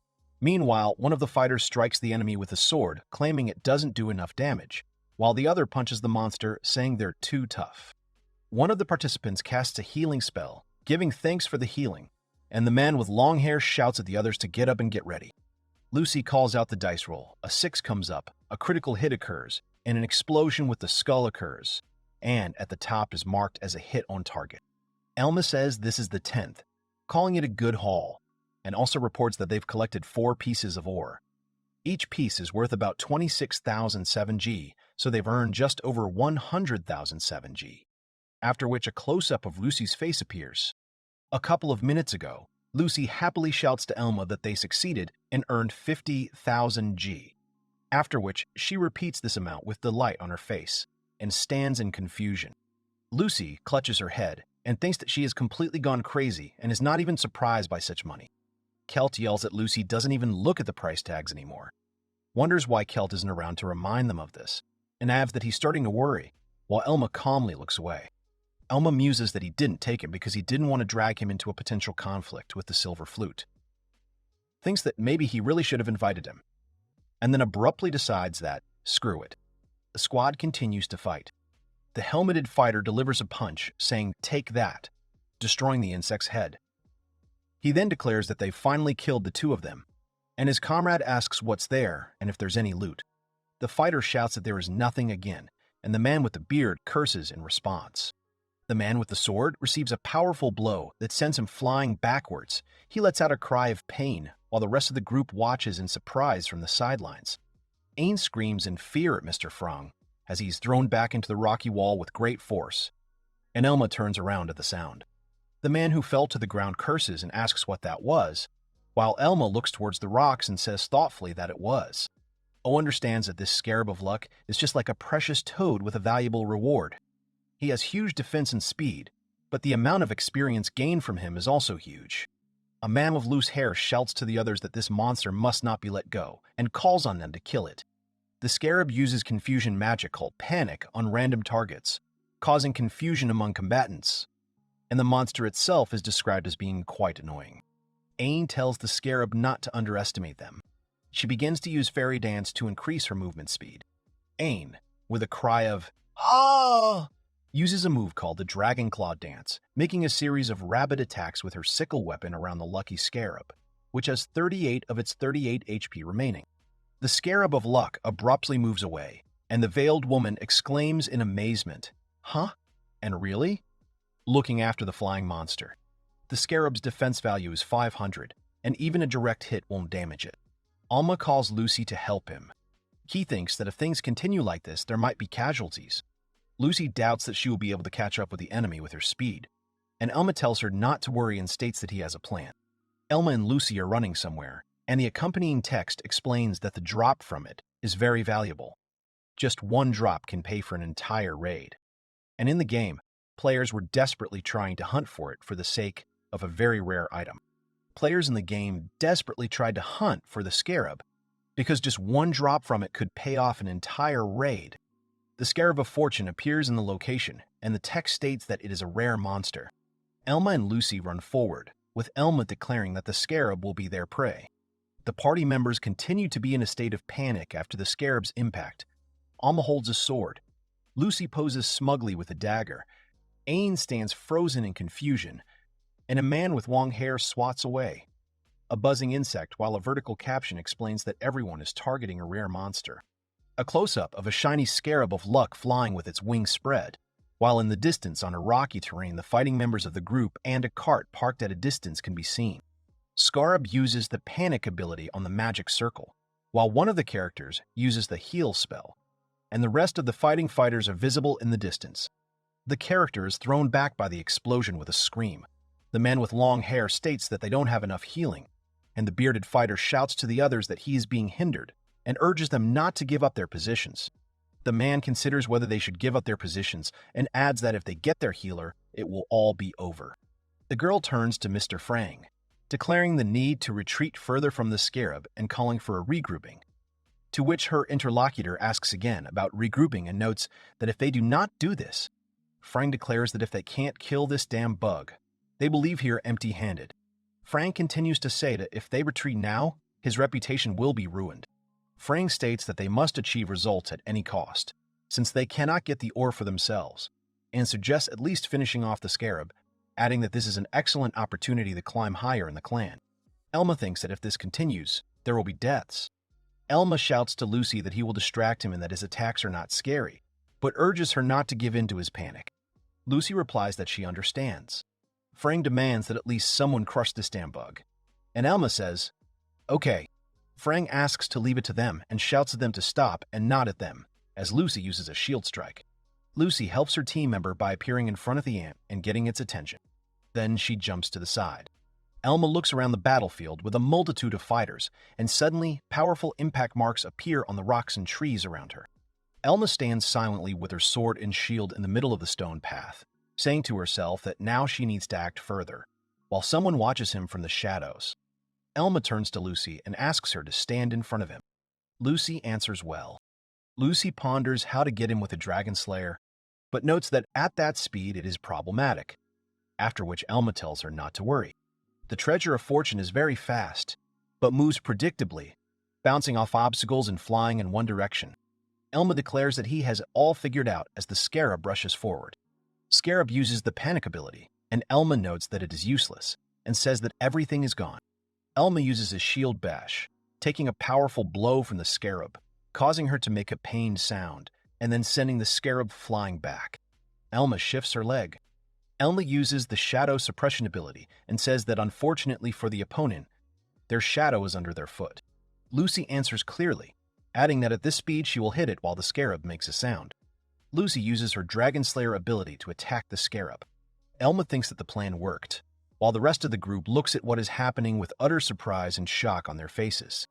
Lucy completes the name of the Dragon Slayer ability. There is a powerful explosion with the skull, causing fragments to fly off and Lucy to jump back.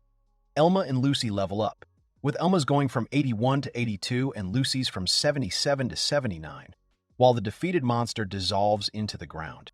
Elma excitedly exclaims that this is the very same Hermes coin, adding that it justifies any raid, while next to the image of the item are its stats: attack power +7, market value of 55 million, and also that it is a coin from an ancient lost civilization that sometimes stuns the bearer.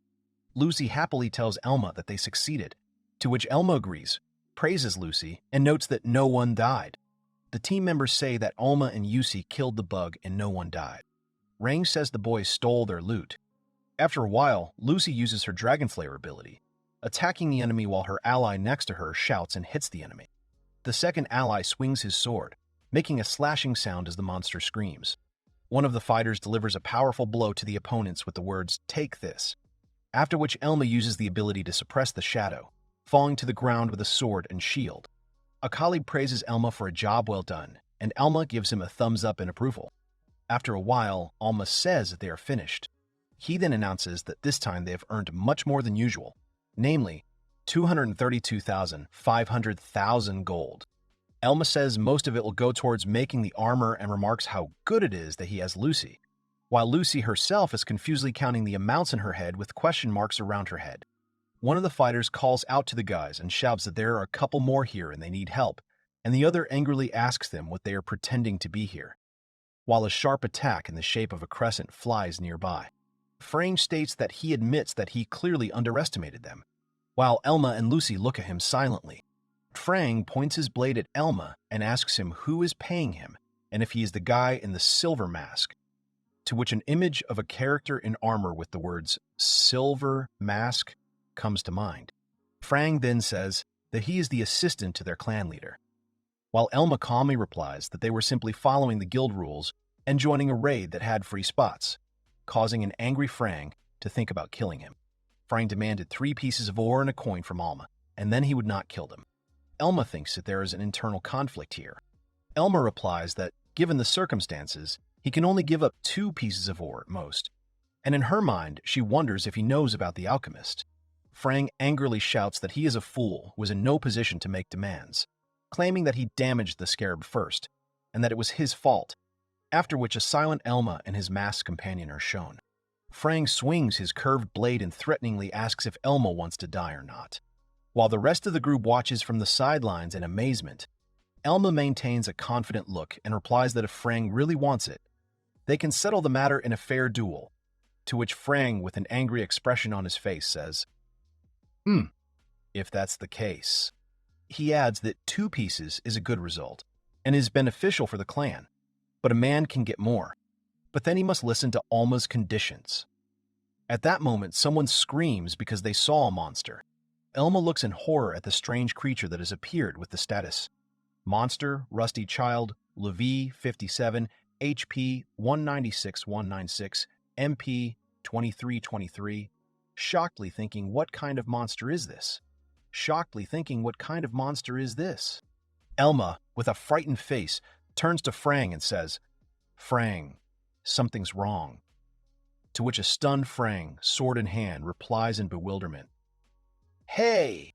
The faces of the companions and Lucy express utter astonishment, after which one of the characters shouts, I have it! Come on! And Frang waves his hand in anger, saying, Fuck you! Don't listen to him!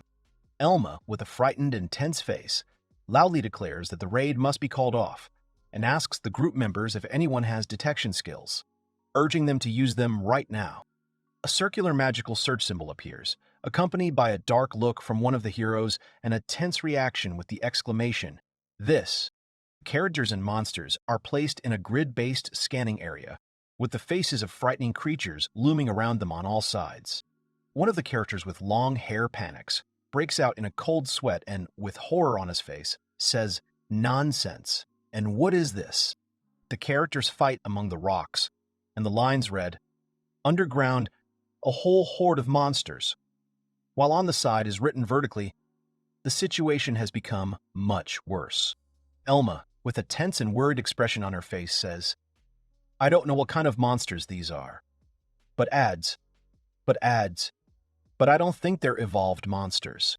One of the fighters says that the opponents are not that strong, and the second asks what kind of creatures these are. Creatures begin to emerge from the ground, making sounds of laughter and asking if they are serious. They don't understand where there are so many of them. The whole team is exhausted, and suddenly they hear a scream from the wagon. A powerful explosion occurs, tearing apart the ground and destroying the cart, scattering debris and rocks in all directions. Those present look in all directions with shocked and stunned expressions on their faces. The wreckage of the destroyed cart flies apart from the impact, and the creatures laugh, giggling as they explain what happened. A creature that looks like a giant insect woman hovers above the ground, making a loud, laughing sound, G. One of the participants exclaims, asking what this strange monster is. Alma claims it is an evolved monster. He rushes forward with a weapon in his hands, saying that they were facing such a strong level 84 enemy without preparation. The mineral insect caves contain the Death Scythe monster, also known as the mineral mantis, which is also a patchwork and must be run from. Alma reasons that it is most likely an evolved Death Scythe with high stats, but a certain problem arises. He realizes that this monster can mass-produce minions. The coachman sees the monster and asks for help. Alma uses shadow suppression. One of the participants says that something needs to be done, after which Alma attacks the monster, shouting, Take that! A close-up shot shows a monstrous creature with an open mouth, strewn with terrifying internal structures. The monster lets out a loud, sinister laugh. GIG, using an ability called Mad Resonance as other creatures gather around it. One of the participants exclaims in surprise that the skill orders a change of target, after which an armed Alma with a shield takes a position in the center, surrounded by approaching hostile creatures. Alma understands that she needs to look for an opportunity to attack, otherwise they will be overwhelmed by numbers. He understands that Lucy will be useless if she doesn't focus on a specific goal. It is explained that to achieve a critical hit, you need to take an ideal position and attack a weak spot. But the minions constantly protect the queen and simply do not give her time to land a critical hit. It is noted that if nothing is thought of, everything will end badly. One of the fighters shouts out that they are putting out the small change while they can, and the second adds that the guild will pay them a lot if they take down this bastard. One of the participants declares that he will take the coachman away, and the other turns around with a smirk on his face. One of the fighters rushes forward towards the enemies, while another participant turns to Mr. Frong, stating that they must help as well. In response to this, a refusal is heard, accompanied by a call to stop addressed to a C9. One of the men, with a grin, tells the other two to die while they watch. Ina turns to Mr. Frang with surprise. One of the fighters leaps over enemies, while close-ups are shown of the masked creatures' faces and the fighter's own expression of concentration. Elma makes a swift dash towards the large spider-like creature. Elma uses a magical shield to defend himself, thinking to himself that the attack was more powerful than he expected. While a large creature watches the scene, the monster attacks Elma. Someone turns to Mr. Frang, asking in bewilderment what he is saying. One of those present discusses how such behavior during a raid could result in the loss of an adventurer's badge, and adds with a frightened expression that if they die, then another man, arms crossed, calmly states that who can prove it, while the woman in the conversation lets out a confused sound. One of the participants with a sword and shield sits on the ground in front of a large monster, thinking that not only did he ridicule him, but he also ignored his proposal, although he made concessions to him. Another man, with an angry expression on his face, reflects on the fact that this is a well-deserved retribution. While the fighter actively defends himself from the surrounding creatures, one of the characters claims that if they die, they will take all the loot for themselves, but adds that they are to blame for the failure of the raid's goal, and the other characters are in danger in the meantime. The man looks at his companion with a menacing expression and asks her if she hears his order. One of the fighters carefully analyzes the situation, noticing that the enemy has almost no gaps in its defense. At the same time, the hero reflects on the strangeness of what is happening, wondering whether this creature will simply stand still. Suddenly, a warning, "Stop," is heard, after which the massive monster makes a sharp movement, wrapping itself in a protective form. One of the characters, with a worried expression on his face, shouts a warning about the breath attack, calling it to scatter, while the rest of the participants and companions watch in horror. The monster is shown throwing its head back with its mouth open, preparing to unleash a powerful ability.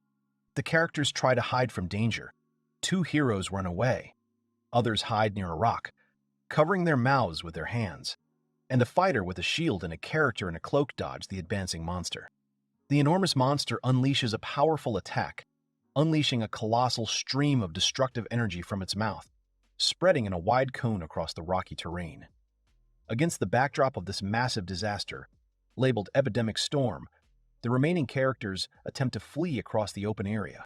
One of the fighters is caught in the attack and can barely stand, shouting curses and shocked by the enormous blast radius. The other characters are also breathing heavily, watching in horror from the sidelines. The heroes react tensely to the situation, emitting sounds of pain and fear. One of the soldiers, his hand outstretched, looks toward his comrades hiding nearby.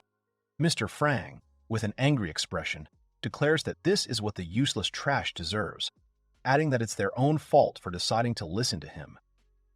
At that moment, his companion turns to him, urging him to help, as they need help as soon as possible. He replies sharply that he knows. The character's feet and the sounds of footsteps, accompanied by a stern command to be silent and a demand not to distract him while he thinks about what to do. The battle is visible from above. One of the fighters with a sword and shield notes that the minions have become half as numerous, after which he reasons that they have no resistance to poison. The character looks around with a tense expression, and then a warning cry is heard. "Frang, watch out," as something begins to rise from the ground behind him.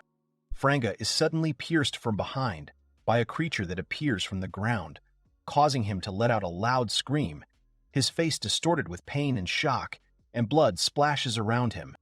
The fighters watch their enemies warily in an open rocky area, while one of the terrifying creatures makes an ominous sound with its mouth wide open. In other shots, the character's tense expressions give way to a demonstration of an ability called Doppelillusion, where magical sparks and duplicate silhouettes appear around the action. A warrior with a shield and sword confidently confronts a giant insect-like creature, declaring to it, "Halt, Queen. Your opponent," the hero says, with a determined and tense expression. The swordsman points his blade at his opponents in the rocky terrain. A man in dark clothing and a mustache stands next to beetle-like creatures, and in the distance, a figure with a staff is visible. A mustachioed man makes a strangled sound, clutching his stomach, which is wrapped in a creature's tail, while another insectoid creature is tethered to his shoulder. A second man, his face contorted in pain, curses at the scene. Nearby is a face with dark lips and stripes under the eyes. A man with a mustache and a pigtail attacks an opponent in midair, calling him a pesky insect.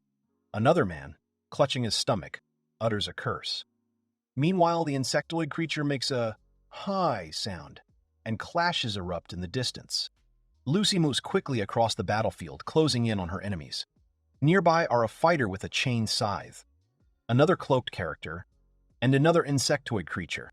Two men in dark clothing note the presence of a debuff and poison.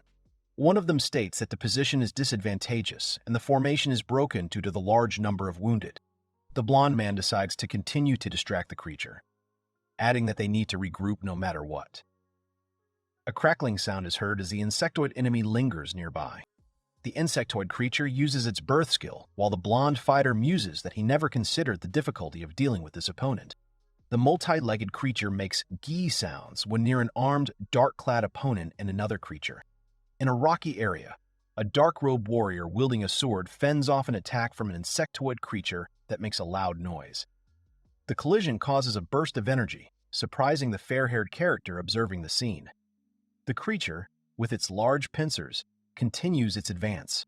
A blonde-haired fighter with a shield dodges a powerful tail strike while an insectoid creature stands nearby. A blonde fighter with a shield and sword strikes the insect, letting out a cry of victory, while nearby someone makes a sound of being hit, and the battle continues around them. A fair-haired fighter with a shield dodges a blow from a large insect-like creature. The fighter activates a defensive skill, creating a circular barrier against the enemy's attack. The fighter is thrown back by the blow and lets out a loud scream. Elma Edwan's stats appear, displaying 144 health points and 41 mana points, along with information about a defense skill that creates a barrier that reduces incoming damage. Elma curses and notes that she doesn't have much mana left. Two fighters are reportedly poisoned, while the healer and coachman are unable to move. Lucy is reportedly the only one fully prepared, and she rushes toward the insectoid creature, weapon in hand. It is indicated that the fight can also be continued by three people together with Frang. While the general plan image shows people fighting in the cave, heavily breathing participants in the battle, and a defeated enemy. One of the participants notes that the number of opponents is not decreasing, and they are simply wearing him down, while Frang Flambe's status is displayed with health indicators of 59 out of 187 and mana of 32 out of 150, and a message is also heard addressed to him indicating this pace. A team member announces a retreat, adding that the enormous creature is beyond their control, and two of their comrades are slowed by the poison. Another member notes the lack of anyone who could counteract the poison's effects, and emphasizes the need to thin the creature's numbers to rescue the rest. The mustachioed participant shouts, asking why none of them took any action against the poison, and why no one remembered about it.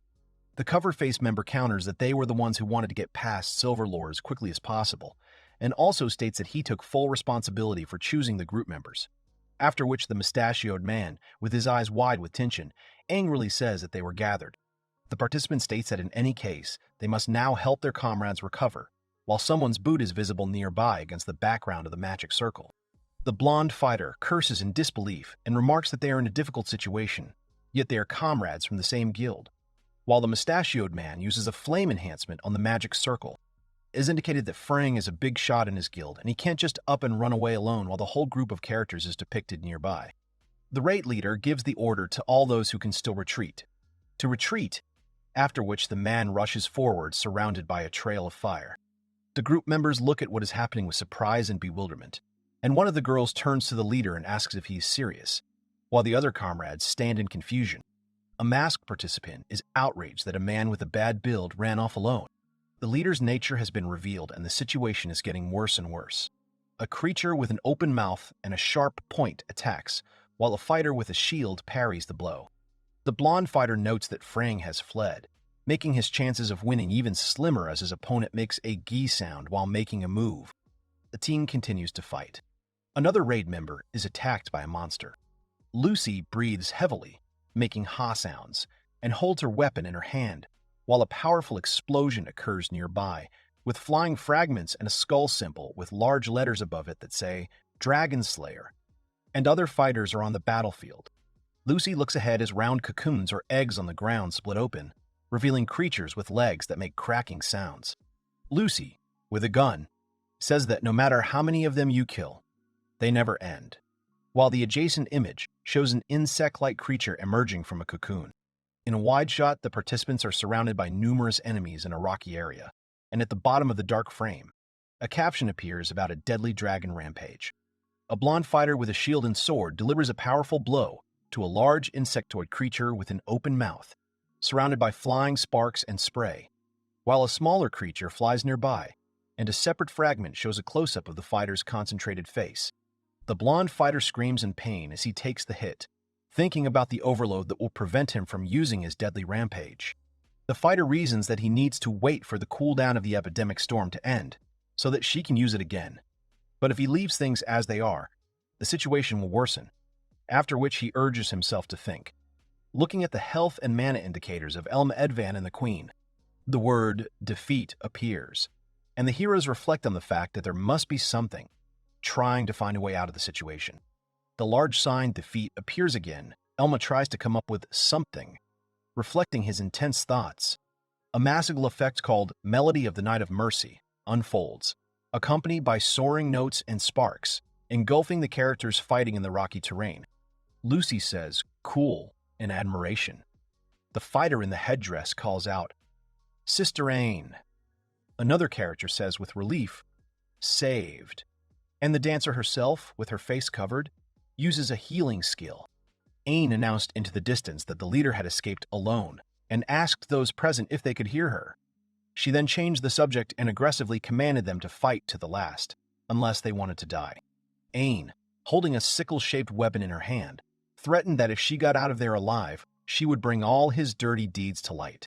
Elma asked for a moment's pause and urged them to continue supporting the Knight of Mercy. Ain countered, asking what he was saying and adding that all forces were needed at the forefront, as some healing skills had the added benefit of removing anomalous conditions. Ain declared that that idiot had left and now she was in charge. One of the fighters turned to Sister Ain, noting that Elma had been holding off the boss alone for a long time. Another fighter added that Elma was young but had clearly been through a lot, and that he even saw through the breath attack and managed to regroup. So his words should be listened to. The fighter continued to say that, in addition, Frang understood at first glance that he had screwed up with the build. Ain hesitantly made a sound of resistance, losing her previous confidence. Ain agreed that everything was exactly like that, confirming her interlocutor's words. One of those present shouted that this was an order from the raid leader and that now it was everyone for themselves. Ain performs a song called Melody of the Night of Mercy. Elma notes that she now sees a chance to win. Elma asked everyone to listen and said that, in fact, he once heard a story about the same monster, adding that they had similar characteristics and fighting style. Elma stated that he was sure of this, but then immediately refuted himself, noting that it was all a lie. Elma thought it was the Queen of Lust, adding that he had never seen such a monster before, much less heard of it. But now he could bluff. Elma thought that if they didn't listen to him, Elma continued the thought, arguing that then they would have no chance against her. Ain hissed in response, after which one of the fighters called out to his sister. Ain sighed heavily and said that they had to get out of there alive, adding that otherwise she wouldn't be able to teach that idiot a lesson. Ain turned to the Heavy Knight, calling him to listen. Ain, on behalf of the Silver Fluke Group, stated that they would follow orders. She added that he should tell them what to do, and they would do everything. Elma explained that the insects were under the influence of mad resonance, with the help of which she focused their attention on a specific target. Elma added that this also has its downsides, since the insects ignore everything except their designated target.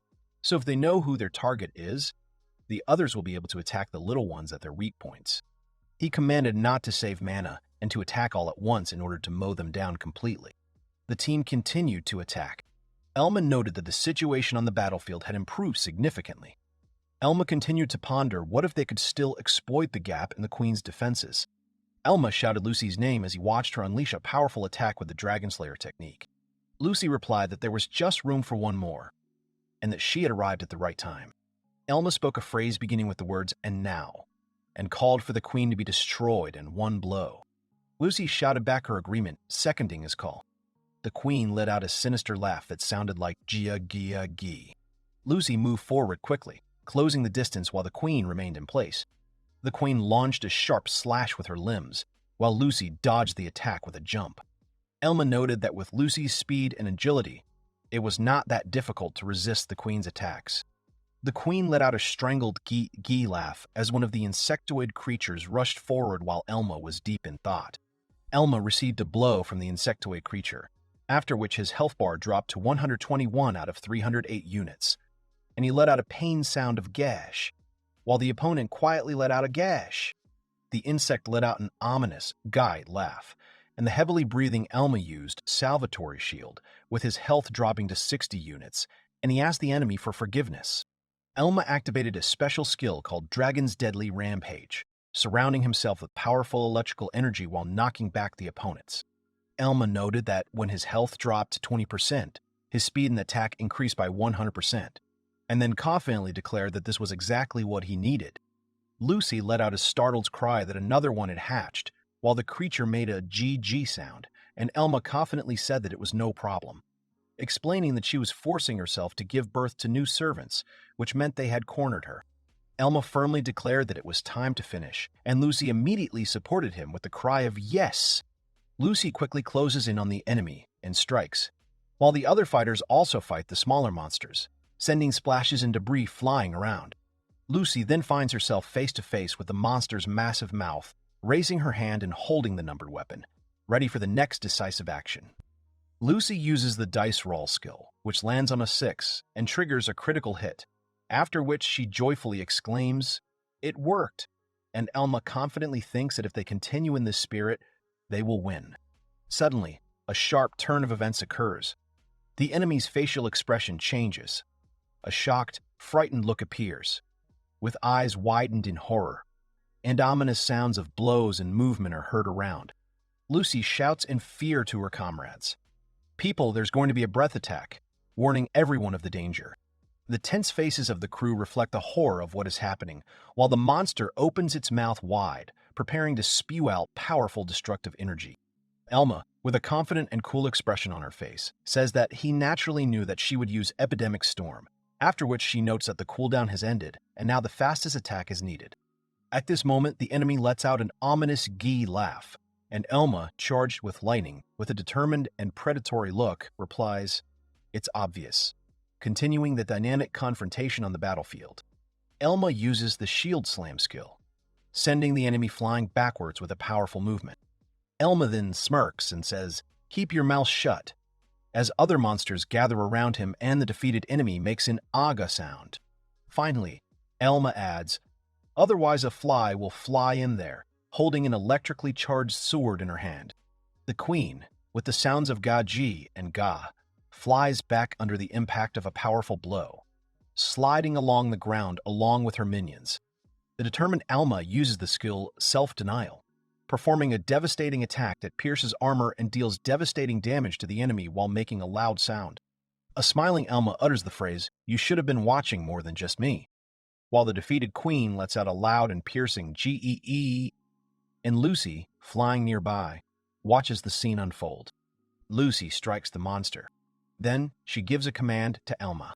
Elma delivers a powerful downward strike with his sword, creating a wide arcing wave of energy and a spray of dark particles as lightning engulfs his figure.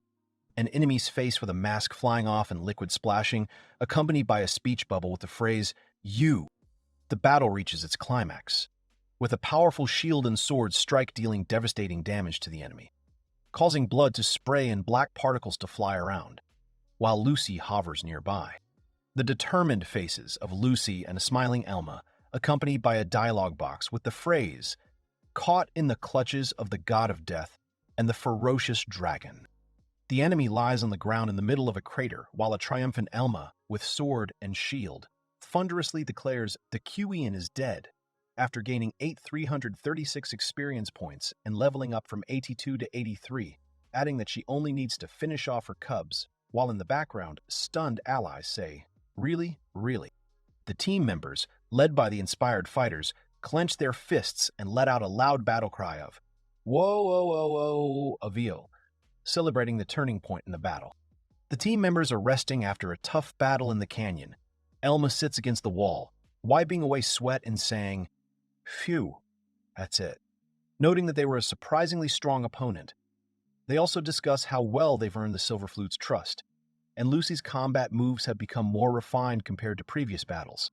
A joyful Lucy holds up the collected resources and declares, "This should be enough," referring to the armor material and the upcoming negotiations with the Lord.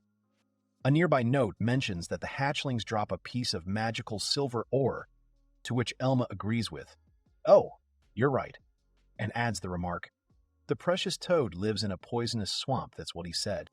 Lucy exclaims in surprise. Elma, while he argues that they should have let the queen breed her babies a little longer, but they never had that opportunity. Elma then apologizes with a ha-ha-hee-hee laugh for her bad habit and asks for at least a moment of peace while destruction or an explosion occurs in the next frame. Azure Queen ore with a special crystal structure, the market value of which is 55,000 tuvir. And on the side, a character's frightened or tense face is visible, swallowing saliva. A delighted Lucy exclaims, "Ooh!" The queen dropta, as she watches the item appear, along with a piece of paper with the number 400,000 G on it, before exclaiming, "Hey?" in surprise. A detailed list of toe days drop is given, including Azure Queen's ore 55,000, 7 each chi, Hermes coin 55,000, magical silver ore piece 26,000 D, magical silver ore piece 26,000 G, and other stones, which in the final total amount in 39,400,600 G, causes Elma to let out a shocked and stunned cry, and the remark, "Hot," appears nearby. Lucy, her eyes wide with surprise, frighteningly pronounces the phrase 400 million.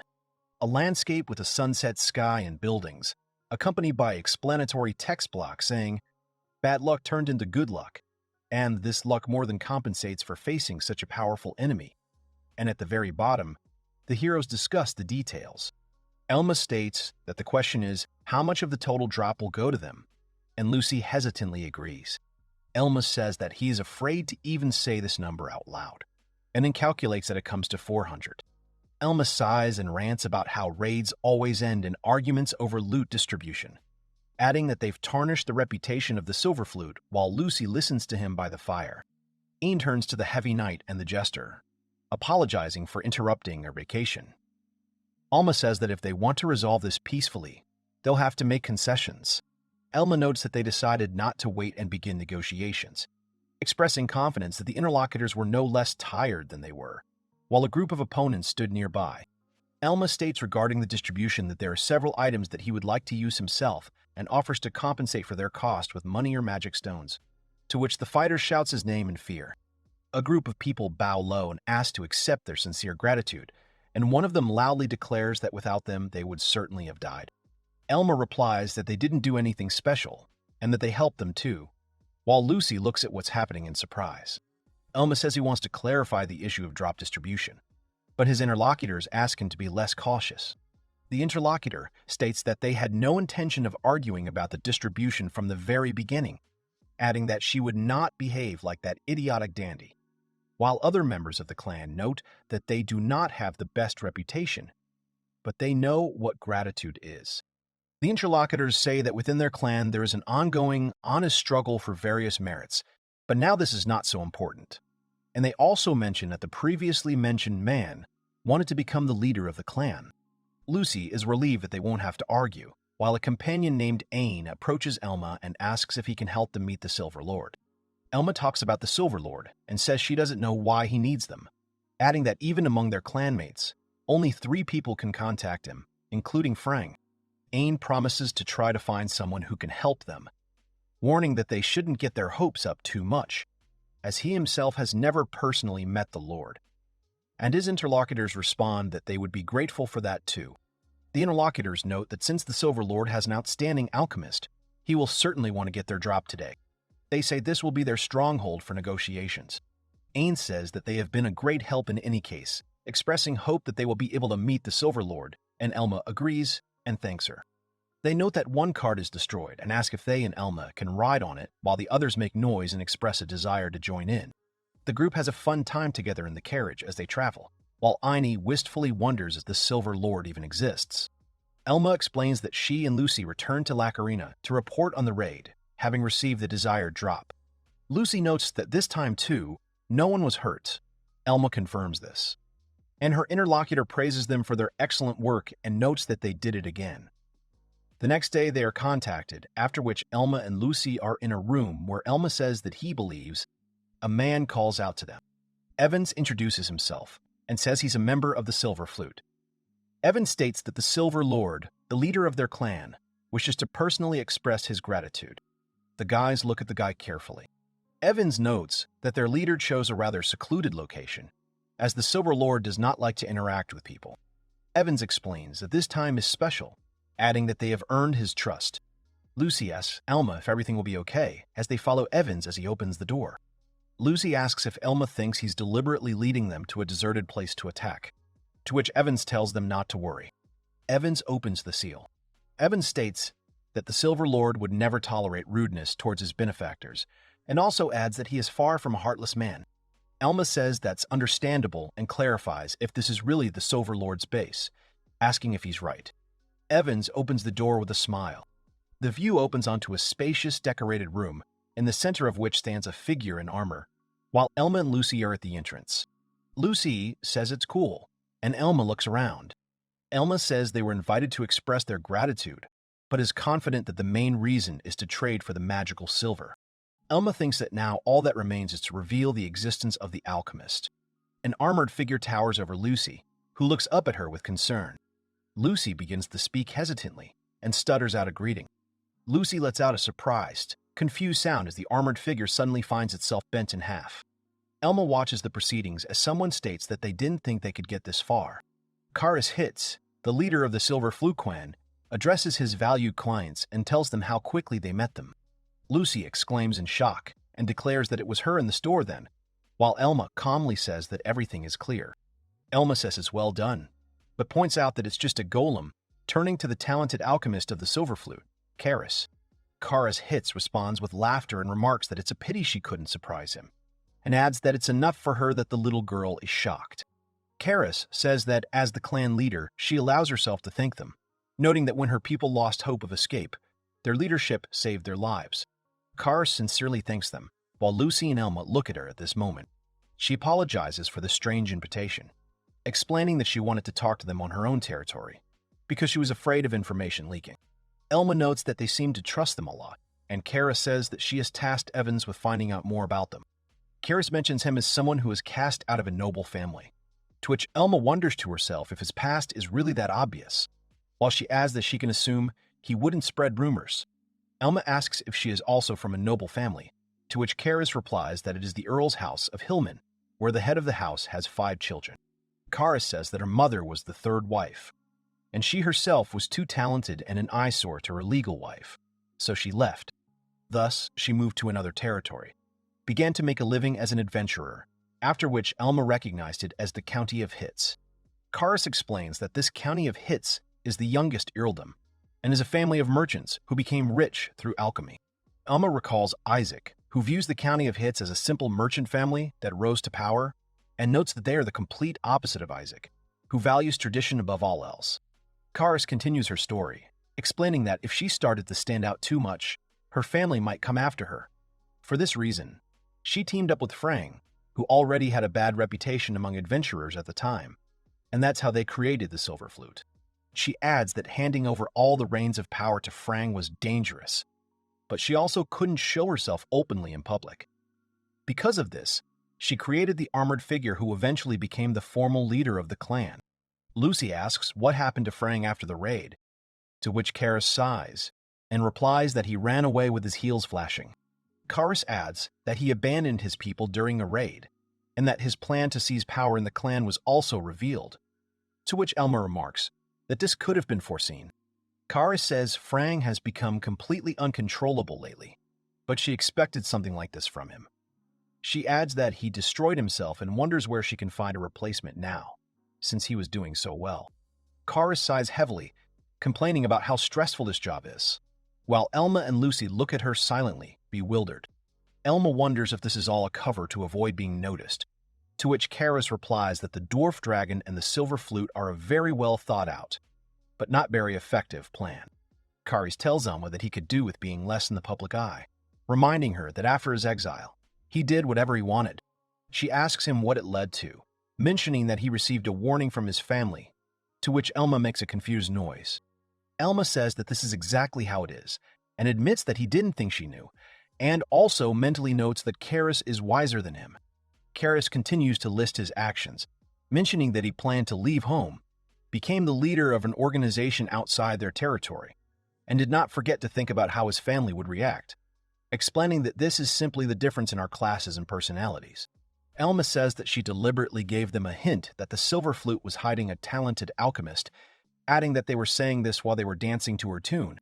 Karis makes a surprised sound and asks Elma what he's talking about, to which he apologizes and admits that he didn't express himself quite correctly. Elma explains that since she is so careful to hide her identity, she would not drop such hints without reason, and Lucy nods in agreement next to him.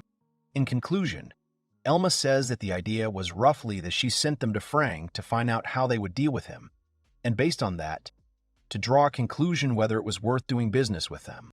Karis confirms Elma's words, saying, "Yeah, well, you get the gist." To which he replies, "I knew it." Evans turns to Mr. Elma, stating that he is flattered that they have thought so highly of the young lady, but adds that they were mistaken in one thing. Evans explains that the young lady cannot always contain her desire for glory and constantly drops hints about the Silver Lord's true origins, calling it something of a bad habit. Evans continues to explain that as she's starting to reveal the clan's secrets, it's most likely just one of her verbal incontinence episodes. Karis, in a panic, begins screaming, stuttering, and begging Evans to stop. Lucy, confused, says she doesn't understand anything and asks Evans what exactly he meant. Evans replies exactly as he said, adding that one shouldn't look for any special meaning in the mistress's words and actions. Lucy concludes that Karis is forced to hide her identity, but because she doesn't like it, she started spreading rumors herself. Elma listens thoughtfully to this explanation, while a blushing Karis tries to justify herself. Lucy hesitantly asks if she's mistaken, but Evans replies that no, she said everything correctly, though she admits it's quite awkward. In other words, Karis is stubbornly trying to hide her identity, while simultaneously wanting it to be revealed. Lucy says that no matter how you look at it, it's really weird, to which Evans confirms that it is. At the bottom of the frame, Karis lies on the floor, consumed by shame, while Elma begs Lucy to stop. Karis angrily shouts at Evans, outraged by what he is doing, and deliberately disgracing his mistress. In his defense, Evans states that he is only correcting a misunderstanding, reminding her that he had asked her about this before, but she had not expressed herself clearly. Evans adds that this is indeed the case, because Karis complains that she does so much and no one even praises her. And although she knows that she needs to hide, she secretly wants at least someone to reveal her secret. Evans continues his reasoning, noting that the young lady's upbringing left her with a strong desire for recognition. He adds that, as someone entrusted with such a difficult task as clan management, he thought this was a wonderful opportunity to rectify the situation. While Karis clutches her head in despair, Lucy approaches her and offers to chat anytime she wants. In response, Karis, completely consumed by shame, sits dejectedly on the floor, silently praying to be killed. Later, Karis says that she knows what the guys want, namely, metal for armor. The market price for refining a single ingot of magical silver will be high. Experienced adventurers don't skimp on equipment, and they're unlikely to find another alchemist of her caliber. So it will be a good offer for them. Alma swallows. Karis announces the price of 30,000 gi per ingot, claiming it's a price they can certainly afford, dear clients. She then immediately adds that she's joking and says she won't rob her benefactors.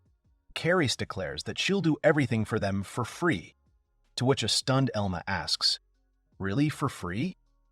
Karis confidently replies, "Of course." Karis smiles and expresses confidence that they will work together and hopes that they will contact her again in the future.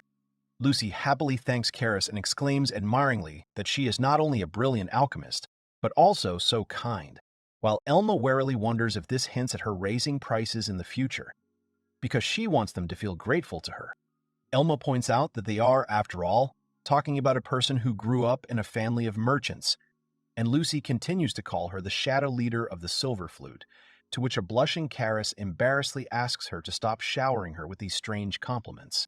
Karis is amazed to note that they have collected a lot of materials, although she was only counting on 2 or 3 ingots, and Elma lays out a whole scattering of crystals. Elma points to a large and expensive crystal and says that if possible, he would like to process it as well.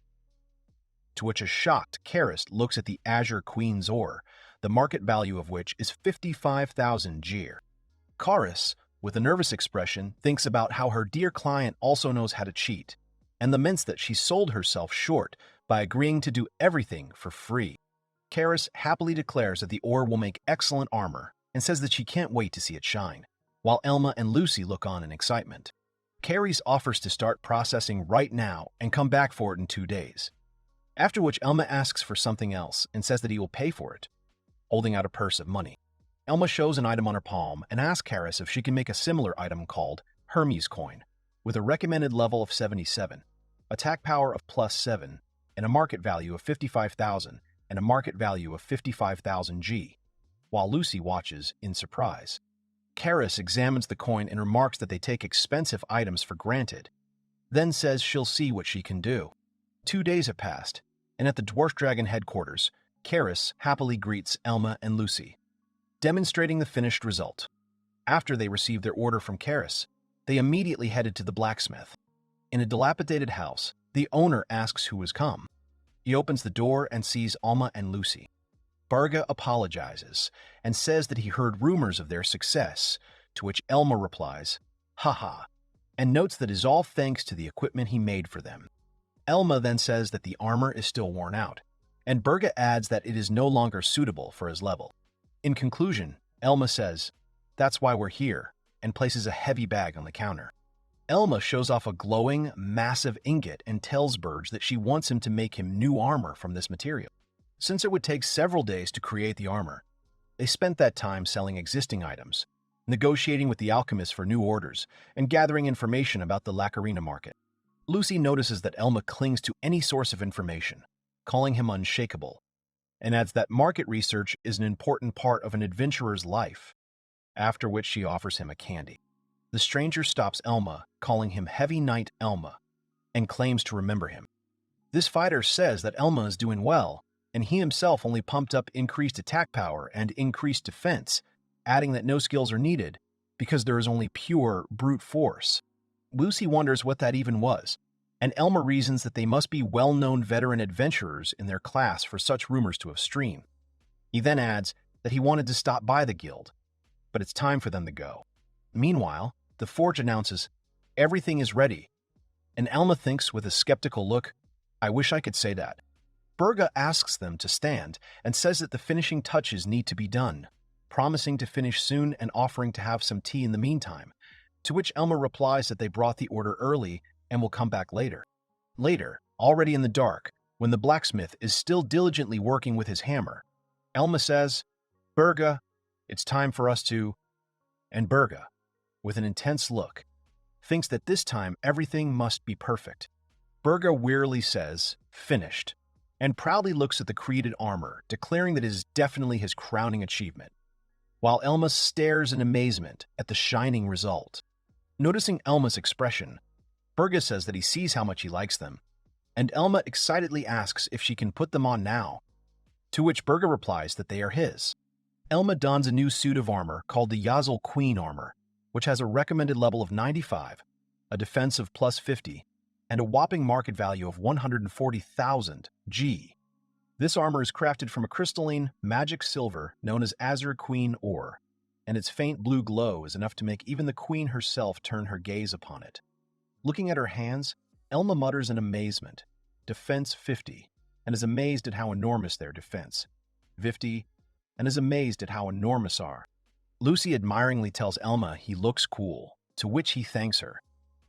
She then points out that the new armor gives plus 50 defense, compared to the previous one's plus 15, and exclaims in amazement that it's 3 times stronger than the black steel armor. Elma expresses her deep gratitude to the blacksmith, and says that with this armor, he'll be able to deal with even more monsters. In response, a touched Burga smugly adjusts his glasses and thinks that such words could bring the blacksmith no greater joy. Burga asks Elma if the armor is too heavy, explaining that if the armor is higher in level than you, then it puts a strain on the body. The same weapon is harder to hold in your hands. Elma replies that there are no problems, and with a confident smile, he notes that he has everything thought out, and his skills and willpower will help him, because he will soon catch up with the difference in levels. Burga laughs with delight, ha ha ha, praising him for his strength of spirit, and then turns to Lucy, calling her baby. Burga asks Lucy to keep an eye on Elma because of his overconfidence so that he doesn't get into trouble, to which she cheerfully replies, "Oh, of course." As Elma and Lucy leave, Burga calls out to them, "Hey, youngsters," and says that he always looks forward to hearing about the exploits of the adventurers for whom he has forged weapons. Burga hopes they'll share a few new heroic stories with him. Elma and Lucy look back with a smile, after which Elma confidently replies, "Yes, definitely." The events flash back to a week ago when Elma met with the Silver Lord, revealing the title of Manga Chapter 130. The banished reincarnated Heavy Knight has unrivaled game knowledge. Inside the guild building, one of the adventurers looks at what is happening in surprise, and Miss Hiron calls for everyone to calm down and asks for their attention. Miss Hiron addresses all the adventurers in the class. She asks them whether they will be content with what they have now, or whether they want even more power, honor, and strength, reminding them that they have all worked hard for the good of Lacarina and have achieved outstanding results. She then states that they don't want the adventurers' talents to go to waste, so she offers them something special as an exception. Ms. Hiron loudly announces to the assembled adventurers that they will be holding a special exam to promote them to pre-A class. The events return to our time, and Lucy suggests that Elma take a rest today, as she still needs to get used to the new armor. Elma replies that they haven't visited the guild for a long time, and he wants to check if anything new has appeared there, since first they were messing around with the alchemist and then with the blacksmith, to which Lucy remarks with a smile that he is truly dedicated to his work, and then adds, "And one more thing." Lucy informs Elma that there may have been progress in the investigation into the Dream God Vanguard and mentions the cult that Kalos was a part of. Elma then reflects on how nobles from different territories rarely gather together, and notes that the recent incident with Count Azes still reminds him of the incident with Kalos. The recent incident with Count Azes and how Karras' subordinates notice Count Hitz's men strolling around. The lively Lacarina Adventurers Guild is shown, with adventurers relaxing and socializing in various parts of the room, including fighters at the counter, customers at the counter, and characters chatting with each other. Elma and Lucy go inside, and Elma remarks that it is rare for so many people to be there at this time, after which someone calls out to them, Hey, brother, do you know?" The girl says that the guild leader announced a special exam for class promotion. Apparently, the Marquis needs capable fighters. If all goes well, he might even be able to earn the title of knight. Alma asks when the announcement was made. The girl replies, a week ago. The man continues the conversation and explains to Elma that they need to assemble a party for the exam, so it will be difficult to recruit new members now. He then asks Elma if he'd like to participate, to which he replies that the knighthood doesn't serve him well, so he's not interested, accompanied by a cheerful laugh. Below, a large headline appears, announcing the Special Class Promotion Exam. A schematic class pyramid shows the rank structure, with the new Pre-A class above B class, and above that, a class and S class. It explains that the House of Hollowar is seeking talented adventurers across the classes, and thus, the new Pre-A class of Hollowar is seeking talented adventurers across the classes, and thus the new Pre-A class has been approved. It clarifies that while it is officially approved and valid only within Lacarina, it is nonetheless a nonetheless. It is explained that those who pass the promotion exam will be gathered into one group for a large-scale raid into the Forbidden Forest. Lucy and Elma discuss the current situation at the guild, where Lucy notes that such a large event will attract more people and wonders if the cult might have something to do with it. Lucy says there's definitely a connection, as the last raid of this scale was 3 years ago, and the timing is odd for such an event.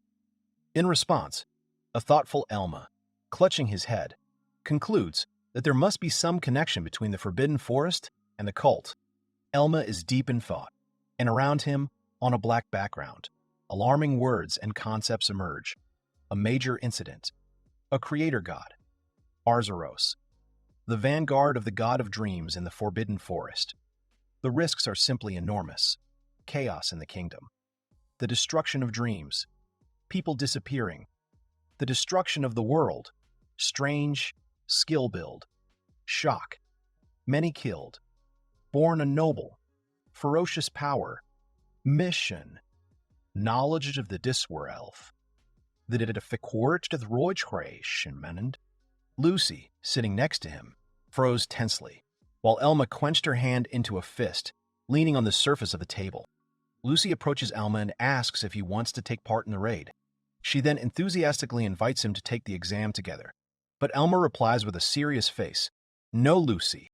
After this, Lucy says with a slight smile that, frankly speaking, she does not understand his sense of duty and why he fights so hard for the kingdom, adding the conjunction "but" to continue her thought. Lucy, with her eyes closed and a soft smile, continues her thought about how she doesn't want to see people close to her being used or killed, which causes Elma to look surprised and stunned. Touched by her words, Elma says with a soft smile, "Lucy, thank you."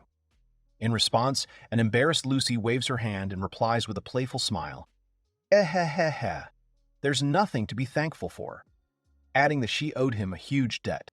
Lucy changes the subject and says, "By the way, I'm Elma," which then cuts to scenes at the guild, where various groups of adventurers are actively chatting, gathering together, and forming teams for an upcoming quest.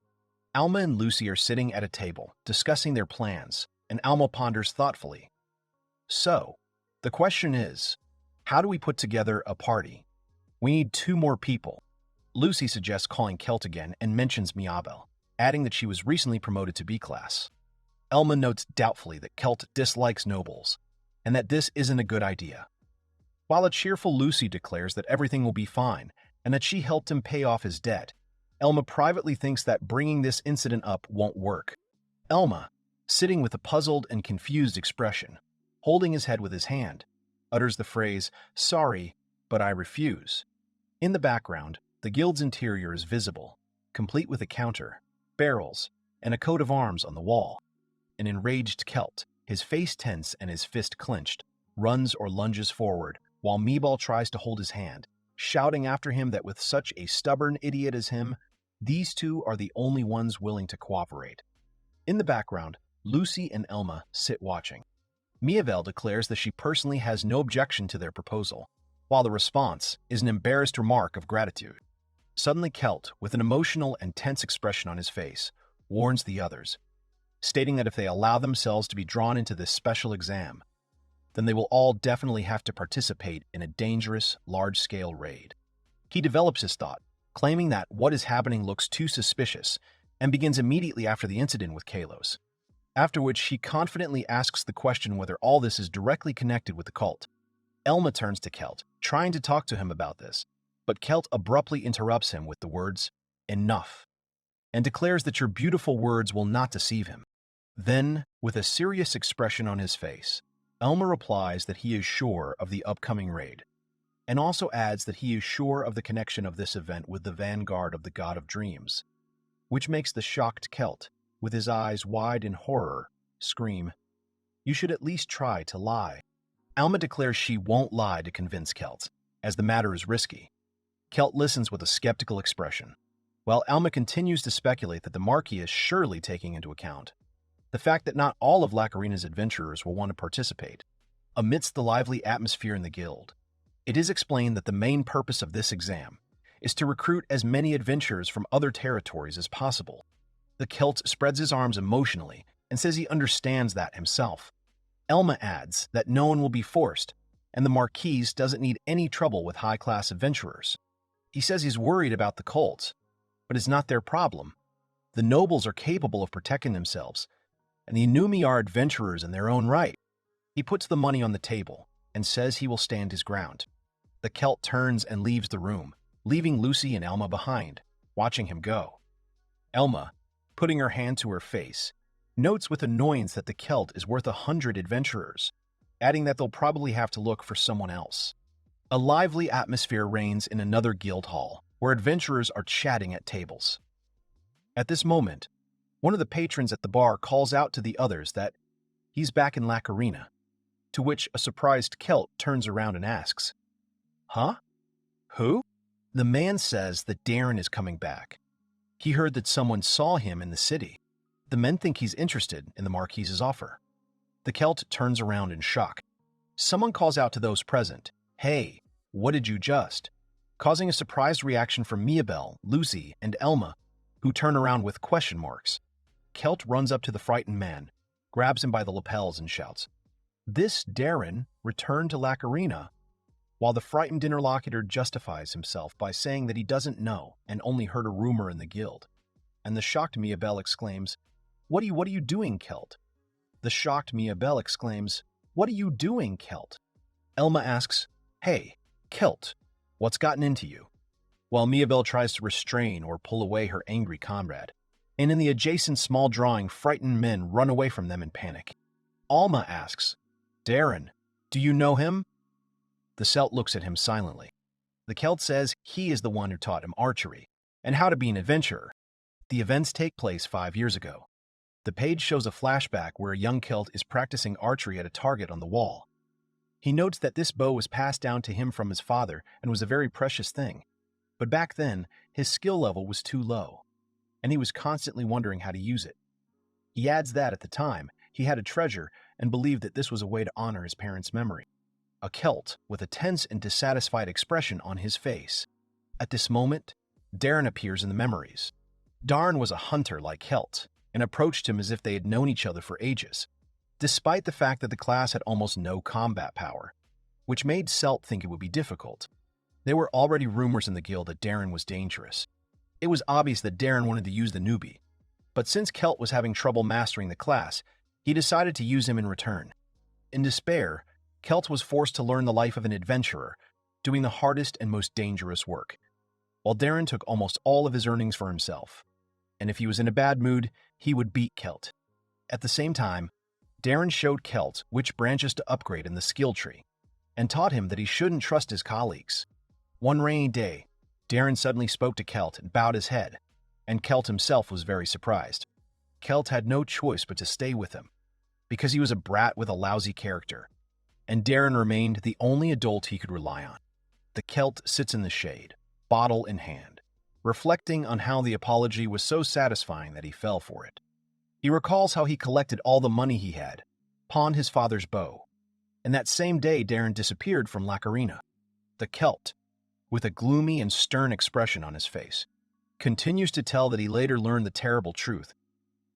Darren killed his comrade in the dungeon, sold all his things, and went on the run. Celt's companions listen to his story. Lucy looks on with a shocked and frightened expression.